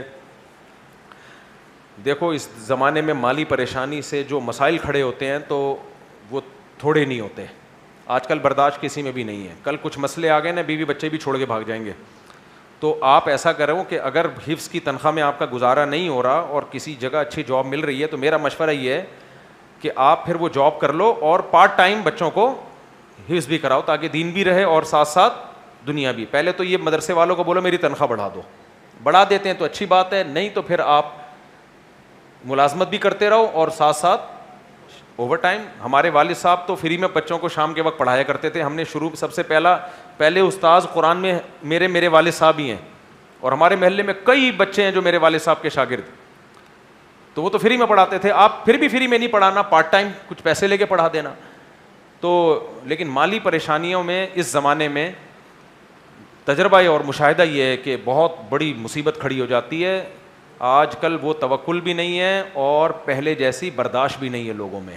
ذرا سی بات پہ اسٹریس اور ڈپریشن شروع ہو جاتی ہے, طلاقیں ہو جاتی ہیں, بیویاں مارکیٹ سے شارٹ ہو جاتی ہیں. تو اس لیے اگر گزارا نہیں ہو رہا ہے تو جاب کر لو اور ساتھ میں پارٹ ٹائم بچوں کو پڑھاؤ. مفتی سے پوچھنا یہ تھا کہ بہت سی علماء کرام پرائز, اور دوسری بات بچوں کا اس سے نقصان بھی نہیں ہے نا, حافظ بہت ہیں, ان کو دوسرا ٹیچر مل جائے گا, یا تو نقصان ہو رہا ہوتا ہے نا بچوں کو, ایسا بھی نہیں ہے, ٹیچر تو بہت ہیں الحمدللہ. پوچھنا یہ تھا کہ بہت سے علماء کرام پرائز بانڈ کو جائز سمجھتے ہیں. بالکل جائز نہیں ہے, 2 اور 2 4 کی طرح پرائز بانڈ حرام ہے. اس پہ میں فتویٰ لکھ چکا ہوں ایک تفصیل کے ساتھ. جوا ہے, آپ کے پیسے داؤ پہ لگتے ہیں, اور جو ہے وہ انعام نکل گیا تو آپ کے میں نے اس پہ کافی, یعنی یہ خرید و فروخت کا ایسا معاملہ ہے جس میں پتہ ہی نہیں ہے کہ آپ کو ملنے والا کیا ہے. تو داؤ پہ ریٹرن میں ایک فتویٰ میں نے لکھا تھا اس پہ, وہ پوری ڈیٹیل اس میں ہے, وہ کبھی شائع کر دوں گا میں انشاءاللہ. مفتی صاحب آج کل مہنگائی اور معاشی حالت بہت مشکل ہیں، انصاف اور قانون کی یہ صورت حال ہے، کیا اسلام اس بارے میں ہماری رہنمائی کیا کرتا ہے؟ آپ کے خیال میں ایک عالم دین کی کیا ذمہ داری اور ہم سب کو مل کے کیا کرنا چاہیے؟ ہم سب کو مل کے یہ کرنا چاہیے کہ جو اپنے بس میں ہے وہ چھوڑو نہیں، اور جو چیز اپنے بس میں نہیں ہے اس کے پیچھے پڑو نہیں۔ یہ مہنگائی میرے اور آپ کے کنٹرول میں نہیں ہے، یہ ہمارے سیاست دانوں کے کنٹرول میں ہے، اور وہ بھی اس وقت تک کنٹرول کرنے کی کوشش کرتے ہیں جب وہ اپوزیشن میں ہوتے ہیں۔ آئی بات سامنے؟ تو مہنگائی کے خلاف جہاد بھی ہوتا ہے، مہنگائی کے خلاف دھرنے بھی ہوتے ہیں، جیسے ہی وہ حکومت میں آتے ہیں تو حکومت مہنگائی کے خلاف دھرنے، پرانی حکومت مہنگائی کے خلاف دھرنے شروع کر دیتی ہے جب وہ اپوزیشن میں آتی ہے۔ سمجھ میں آ رہی بات کہ نہیں آ رہی؟ بہت گہری بات ہے، آپ لوگ بچے ہو سمجھو گے نہیں ہے سمجھ میں؟ بھائی جو حکومت ہوتی ہے وہ مہنگائی کرتی ہے، اپوزیشن مہنگائی کے خلاف جہاد، پھر جب یہ اپوزیشن حکومت میں آتی ہے تو سابقہ حکومت مہنگائی کے خلاف جہاد شروع کر دیتی ہے۔ تو یہ نورہ کشتی ماشاءاللہ چلتی ہے، تو یہ میرے اور آپ کے بس میں نہیں ہے۔ تو جو اپنے بس میں ہے اس کو، میرے اور آپ کے بس میں کیا ہے؟ کمانے کے لیے محنت کرنا جتنا ممکن ہو حلال طریقے سے۔ نمبر 2، اپنے خرچوں کو کنٹرول کرنا، یہ چیز میرے اور آپ کے بس میں ہے۔ کیا علماء کرام حکمرانوں کے سامنے کھل کر یہ سوال نہیں اٹھانا چاہتے کہ عوام کو بنیادی سہولت، انصاف اور باعزت زندگی ملے؟ اگر اسلام ہمیں ظلم کے خلاف آواز اٹھانے کا درس دیتا ہے تو آج ہماری آواز کہاں ہے؟ ہم چاہتے ہیں کہ آپ اس معاملے پر خاموشی کے بجائے واضح اور دو ٹوک موقف بیان کریں۔ ہمارا دو ٹوک موقف یہ ہے کہ ہر حکومت میں ظلم ہوئے ہیں، تو اپوزیشن کے کہنے پر ہم یہ ظلم کے خلاف آواز نہیں اٹھائیں گے۔ آئی بات سمجھ؟ ہم جب آواز اٹھائیں گے تو سابقہ حکومت میں بھی، آج بھی اور کل بھی، اور علماء اٹھاتے ہیں آواز۔ تو باقی حکومت ابھی ہمیں کہہ رہی ہے کہ حکومت پتہ ہے ہمیں کیا کہہ رہی ہوتی؟ آپ ہمیں سپورٹ کیوں نہیں کر رہے؟ میں پنجاب گیا تو وہاں مسلم لیگ کے لوگ ملے، آپ پنجاب کا کام دیکھیں، آئیے ہم آپ کی ملاقات کرواتے فلانے سے اور فلانے سے، اور ہم آپ سپورٹ کیوں نہیں کر رہے؟ کیا مفتی صاحب آپ مجرم نہیں بن رہے؟ یہ مجھے کہنے تھے پنجاب۔ میں نے کہا بھائی میری ملاقات نہیں کروا۔ اچھا، جب اپوزیشن سے ملتے ہیں، مفتی صاحب پنجاب حکومت نے یہ کر دیا، یہ کر دیا، آپ گونگے بنے ہوئے ہو، کیا یہ کھلا تضاد نہیں ہے آپ لوگ کی باتوں میں؟ ممبر پہ کہتے ہو حق بیان کرو، ابھی خاموش ہو۔ بھائی صاحب، ہمیں علماء کو اپوزیشن اپنے کام کے لیے استعمال کرتی ہے اور گورنمنٹ اپنے کام کے لیے استعمال کرتی ہے۔ سمجھ میں آ رہی ہے بات؟ تو ہم بولتے ہیں کیوں نہیں بولتے؟ جو غلط ہے اس کو غلط بولتے ہیں، جو صحیح ہے اس کو صحیح بولتے ہیں، اور ہر دفعہ بولنے کا فائدہ بھی نہیں ہے نا، تو کیوں بولیں بلا وجہ؟ جہاں فائدہ ہوگا وہاں بولا جائے گا، جہاں نہیں فائدہ ہو رہا تو وہی بات ہے۔ ایک موٹے آدمی کا انتقال ہو گیا تو لوگ اس کو کندھا نہیں دے رہے تھے، اس بچے کہہ رہے ہیں کندھا، تو بولے ہم نے تھوڑی مارا ہے بھائی، نارمل آدمی ہوتا ہم اٹھا کے لے جاتے، اتنے بھاری آدمی کو ہم کیسے اٹھائیں گے؟ تو مہنگائی میں نے تھوڑی کی ہے، تو آپ آواز۔ اور دوسرے بات، جو جس کا کام ہے وہ کرے نا، یہ سیاسی جماعتوں کا کام ہے نا بھائی۔ ہم سیاسی تنظیموں کو ووٹ کیوں دیتے ہیں؟ اس لیے ووٹ دیتے ہیں کہ یہ جا کے کام کریں، تو ان کے خلاف احتجاج کرو، اپوزیشن کرے ان کے خلاف احتجاج، اور اخلاص کے ساتھ کرے، ان بیسک پہ نہ کرے جو غلطیاں خود کر چکی ہے وہ۔ اب میں زیادہ اس میں ڈیپ میں جاؤں گا تو پھر مسئلے خراب ہونا شروع ہو جائیں گے، اس لیے رہنے دو۔ مفتی صاحب آپ سے شکوہ ہے کہ حضرت امیر معاویہ کے بارے میں کی جانے والی گستاخیوں کا خاطر خواہ جواب ریکارڈ نہیں کروا رہے، گھروں میں بہت فساد ڈل رہا ہے، بھائی بھائی ایک دوسرے کے دشمن بن چکے ہیں، خود کو سنی بولنے والے بھی اب صحابہ کو برا بول رہے ہیں۔ آپ سے گزارش ہے جس طرح سے آپ نے عدالتی خلا پر بیان اور 3 وطر والے معاملے پر تفصیلی علمی دلائل کے ساتھ جواب ریکارڈ کروائے، اس پر بھی ضرور انشاءاللہ۔ میں اصل میں آج کل ایک ٹاپک پہ بہت زیادہ مصروف ہوں، وہ جو میں نے بتایا تھا کہ اسلام کیا ہے، اسلام کا انٹروڈکشن، تاکہ یہ جو فرقہ واریت اور شرک ہماری سوسائٹی میں، بدعتیں ہماری سوسائٹی میں پھیل رہی ہیں نا، تو ایک غیر مسلم بھی اگر اسلام کو سمجھنا چاہتا ہے کہ اوریجنل اسلام، تو اس کو پتہ چلے کہ واٹ از اسلام۔ تو یہ پورا ایک کورس میں لکھ رہا ہوں، ساری صلاحیتیں میری اس پہ لگی ہوئی ہیں، اور کمال کی بات ہے حضرت معاویہ کی سیرت پہ پوری کتاب میں نے میز پہ سامنے رکھی ہوئی ہے، اسی لیے کہ فوراً اس کے بعد کس پہ آنا ہے؟ اس ٹاپک پہ آنا ہے۔ السلام علیکم۔ السلام علیکم۔ ارشاد۔ مغرب کی ایسے نماز جماعت کے ساتھ ہم لوگ دوسری رکعت میں آئے نا، اب امام صاحب جو ہے وہ سمی اللہ لمن حمیدہ، مطلب پہلے وہ کھڑے ہوتے ہیں، پھر اس کے بعد سمی اللہ لمن حمیدہ بولتے ہیں نا، تو اب ہم دوسری رکعت میں شامل ہوئے تو آواز پہ مدار ہوگا یا اس کو دیکھیں ہم امام صاحب دیکھیں امام صاحب کو آواز پہ مدار نہیں ہوگا, اور امام کو چاہیے کہ کھڑے ہونے کے بعد سمیع اللہ نہ کہے, جیسے ہی کھڑے ہونے لگے تو اسی وقت سمیع اللہ لمن حمیدہ کہے تاکہ مقتدیوں کو کنفیوژن نہ ہو. اور اگر مجمع وغیرہ آپ دیکھ نہیں پائے امام صاحب کو کہ وہ کھڑے بس ہوئے, غالب گمان پہ عمل کرے, اپنا خیال لگائے کہ امام رکوع میں ہے یا نہیں ہے. آواز پہ مدار نہیں ہوگا. نہیں آواز پہ مدار. میری رائے یہ ہے کہ آپ نے دھرو راٹھی کا تذکرہ کیا, چونکہ آپ کو لاکھوں لوگ سنتے ہیں, اور دھرو راٹھی ایک بہت بڑا ایتھیسٹ ہے, ان کا کام یہی ہے. ابھی ریسنٹلی انہوں نے ویڈیو بھی اپلوڈ کی ہے جی. تو کہیں ایسا نہ ہو کہ جب آپ ان کا نام لے رہے ہو اسے نہیں, میں نے دھرو راٹھی کی جو پازیٹیو چیز تھی اس کو پازیٹیو وے میں بیان کیا, لیکن دھرو راٹھی نے جو خدا کے وجود کا انکار کیا ہے اس پہ بھی میں ری ایکشن ریکارڈ کروا چکا ہوں کہ دھرو راٹھی کی دلیل ٹھیک نہیں ہے خدا کے انکار پہ. اور وہ یہ جتنے بھی منکرین خدا ہیں یہ ایوالو ارتقائی نظریہ جو ہے نا, ارتقاء کہ ایوالو ہوئے ہم, اس کو بنیاد بناتے ہیں, اور یہ بنیاد ہی غلط ہے, یہ بنیاد ہی غلط ہے. اب یہ کہتے ہیں یہ کیسے کہہ سکتے ہیں بنیاد غلط ہے, یہ کوئی سائنسدان ہے, کچھ چیزیں کامن سینس کی ہوتی ہیں.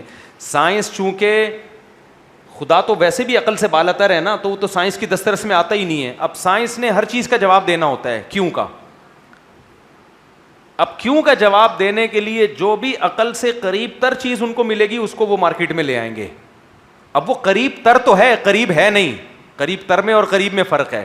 تر کا مطلب یہ ہوتا ہے دوسرے نظریے کی نسبت یہ نظریہ قبول کرنا نسبتاً آسان ہے, اس کی نسبت حقیقت میں آسان نہیں ہے.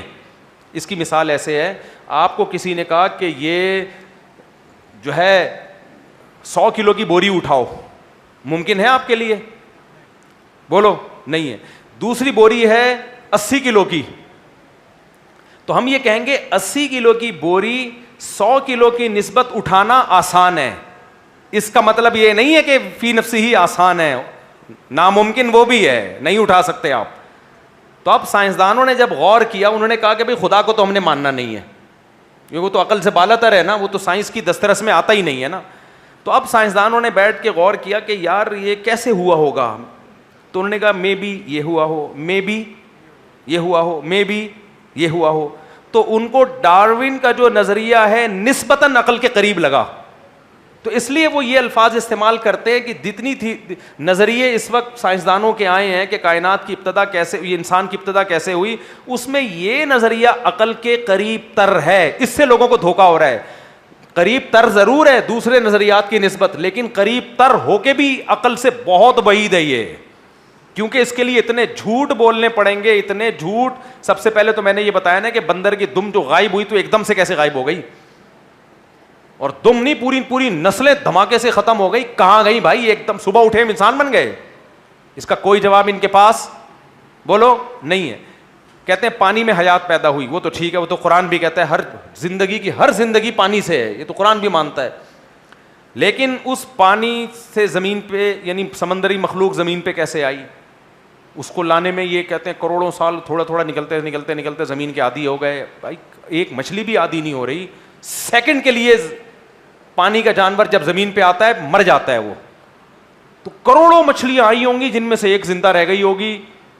پھر اس نے ایسی نسل پیدا کی جس میں زمین کو برداشت کرنے کو, بھائی یہ پھینکنے پر گورنمنٹ کی طرف سے کوئی پابندی نہیں ہے. تو اس لیے ہمارے پاس جب پیغمبروں کی تعلیمات ہیں, جن پیغمبروں کے برحق ہونے کے ثبوت ہیں, تو پھر ہم کیوں ان پیغمبروں کی بات ماننے میں کیا جا رہا ہے. آدم علیہ السلام کہہ رہے ہیں کہ موسیٰ علیہ السلام بھی کہہ رہے ہیں کہ آدم سے بنایا, ابراہیم علیہ السلام بھی کہہ رہے ہیں کہ آدم اور حوا سے بنایا, عیسیٰ علیہ السلام بھی کہہ رہے ہیں. یہ ساری تو خبریں ہمارے پاس تواتر کے ساتھ نقل ہوتی چلی آ رہی, اور ان کا آپس میں کوئی لنک بھی نہیں ہے. آدم علیہ السلام کا موسیٰ علیہ السلام کا ابراہیم علیہ السلام سے کوئی ربط نہیں ہے, وہ بہت پہلے آئے, موسیٰ علیہ السلام بہت بعد میں آئے. عیسیٰ علیہ السلام کا موسیٰ علیہ السلام کے زمانے سے کوئی ربط نہیں ہے. نبی کریم صلی اللہ علیہ وسلم تو 600 سال کے بعد آئے ہیں عیسیٰ علیہ السلام کے.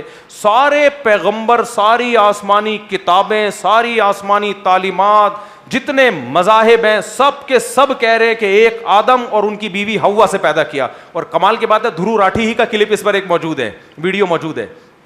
اس ویڈیو میں دھرو راٹھی نے کہا ہے کہ کچھ چیزیں مذہبی کتابوں میں کامن ہیں, ان میں آدم بھی, حوا بھی, ابراہیم بھی, موسیٰ بھی. سمجھ میں آ رہی ہے بات؟ تو جب حالانکہ ان مذہبوں کے آپس میں کیا ہیں, ٹھیک ٹھاک اختلافات ہیں. ان اختلافات کے باوجود بھی اگر ایک خبر سب سیم نقل کرتے چلے آ رہے ہوں تو وہ خبر پھر ہوائی فائرنگ نہیں ہوتی, وہ ایک یقینی چیز ہوتی ہے. تو اس یقینی چیز کے ہوتے ہوئے مجھے کیا ضرورت ہے میں بیٹھ کے فرضی شروع کر دوں کہ بندر سے بنائے, پھر دم شاٹ ہوئی, پھر وہ مچھلی پہلے زمین پہ آ کے آباد ہونا شروع ہوئی تو زمین کے ماحول سے وغیرہ وغیرہ وغیرہ وغیرہ. یہ ماننے والی باتیں نہیں ہیں. تو دھرو راٹھی چونکہ وہ سائنٹسٹ کے طور پر اپنی ایک ریسرچ پیش کرتا ہے نا سائنسدانوں کے حوالوں کے ساتھ, تو ظاہر ہے اس میں مذہب کو کی کیا دخل اندازی ہوگی, تو اس کو مجبور ہے وہ کہنے پر کہ خدا نہیں ہے, وہ مجبور ہے یہ کہنے پر. ہاں ابھی جو میرا پورا بیان ہوا ہے, دھرو راٹھی اگر نیوٹرل ہو کے غور کرے کہ دلیل صرف سائنس کے ایویڈنس کو نہیں کہتے, دلیل کسی سچے آدمی کی سچی خبر کو بھی کہا جاتا ہے, اس کے لیے دھرو راٹھی کو پیغمبروں کی سیرت کا مطالعہ کرنا پڑے گا اور محمد صلی اللہ علیہ وسلم کی سیرت کو, آپ کی احادیث کو پڑھ کے یہ فیصلہ کرنا پڑے گا کہ آپ اللہ کے سچے پیغمبر تھے یا نہیں تھے. اگر دلائل سے ثابت ہو جاتا ہے کہ آپ سچے پیغمبر تھے تو پھر دھرو راٹھی کو آدم علیہ السلام کو بھی ماننا پڑے گا اور اماں حوا کو بھی ماننا پڑے گا. تو وہ اگر دھرو راٹھی کو اس بارے میں کنفیوژن ہے کہ محمد صلی اللہ علیہ وسلم سچے تھے یا نہیں تھے, تو میرے جیسے نالائق علماء یا دیگر علماء وہ دھرو راٹھی کے ساتھ بیٹھنے کے لیے تیار ہیں کہ آئیے ہم آپ کے سامنے ثبوت پیش کریں گے قرآن کے برحق ہونے کے بھی اور محمد صلی اللہ علیہ وسلم کے بھی, اس بات کے کہ واقعی آپ اللہ کے سچے پیغمبر ہیں. اور اس پر آپ کو جو اشکالات ہیں اس کے ہم جواب بھی دیں گے. سمجھ آ رہی ہے بات؟ ہاں اگر کوئی سمجھنا ہی نہیں چاہے تو پھر وہی اس کا مرض ہے. تو ہمیں تو قرآن نے نہیں کہا کہ زبردستی کوئی بات کسی پہ تھوپو, ہم تو رائے پیش کر سکتے ہیں نا. زبردستی تھوپنے کی تو قرآن نے لا اکراہ فی الدین ہے نا, زبردستی تو ہے ہی نہیں اسلام میں, بھائی آپ اپنی رائے پیش کر دیں. تو یہ مسئلہ ہے. تو دلیل صرف سائنس کے ایویڈنس کو نہیں کہتے, یہی نظریہ غلط ہے کہ ہر چیز کے لیے ضروری ہے کہ سائنسی طور پر اس کا ثبوت ہو. بھائی خدا کے وجود کے لیے ضروری نہیں کہ ہمیں سائنس سے ایویڈنس ملیں, اگرچہ میں ایویڈنس دیتا ہوں سائنس سے ہی, میں تو E=mc² سے ثابت کرتا ہوں نا. ابے ای تھا تو mc² ہوگا نا, یہ mc² ہوگا تو ای ہوگا. تو پہلی دفعہ تو کہاں سے آ گیا؟ تو کوئی غیبی طاقت ہے جس نے پہلی دفعہ انرجی کو یہ mc² کو پیدا کیا؟ چھوڑو یار. ایک ایکویشن ہے 2+2=4, یہاں سے 4 ہٹا دو تو 2+2=, یہ بنے گا؟ یہاں تو 0 ہو جائے گا نا, تو 0=0 ہوتا ہے بھائی. اور اگر آپ ادھر سے 2+2 ہٹا دیں =4 کر دیں تو یہ ایکویشن صحیح رہے گی, کیونکہ یہاں سے سب کچھ ہٹا دیں گے تو 0=, کیا بن جائے گا؟ 4 بن جائے گا. تو پہلی دفعہ 2+2 یا پہلی دفعہ 4 کو آپ نے خود رکھنا ہے, پھر =2+2 یا کچھ جو بھی کرنا ہے وہ کرنا پڑے گا آپ کو. نہیں آئی میرے خیال ہے بات؟ تو پہلی دفعہ کوئی طاقت ہے جس نے اپنی کن کی طاقت سے یا تو انرجی کو پیدا کیا یا ماس کو پیدا کیا, کوئی طاقت ہے. تو سائنس سے بھی سمجھنا چاہو تو یہ ایویڈنس کافی ہے خدا کے وجود کے لیے, کیونکہ اگر آپ کائنات کو ہمیشہ سے یا تو آپ کو کائنات کو ہمیشہ سے ماننا پڑے گا یا خدا کو ماننا پڑے گا. سائنس کہتی ہے یہ کائنات ہمیشہ سے نہیں ہو سکتی, تو لازمی ماننا پڑے گا کوئی ایک ایسی ذات ہے جو سائنسی اصول اور نظریے اس پر اپلائی ہی نہیں ہوتے. یہ ماننا پڑے گا. اسی ذات کو تو ہم خدا کہتے ہیں, آپ کچھ اور نام دے دو, ہم اللہ کہتے ہیں اس کو, آپ کچھ اور نام دے دو, ہمیں اعتراض نہیں, لیکن اس کو ماننا پڑے گا کوئی ہے نام, پھر وہ آپ کی مرضی جو مرضی دیتے رہو. پھر اس کا نام اللہ ہے, اس کے لیے ہمارے پاس الگ سے دلائل ہے. وہ پھر ہم پہلے آپ یہ مان لو کہ ہے, پھر وہ اللہ ہے یا کیا نام ہے اس کا, اس کے لیے پھر کسی اور ٹائم پہ آنا انشاءاللہ, ٹھیک ہے نا. پھر ہم آپ کو سمجھا دیں گے. ابھی چونکہ بیان کیا ہو گیا ہے, بہت لمبا ہو گیا ہے بیان.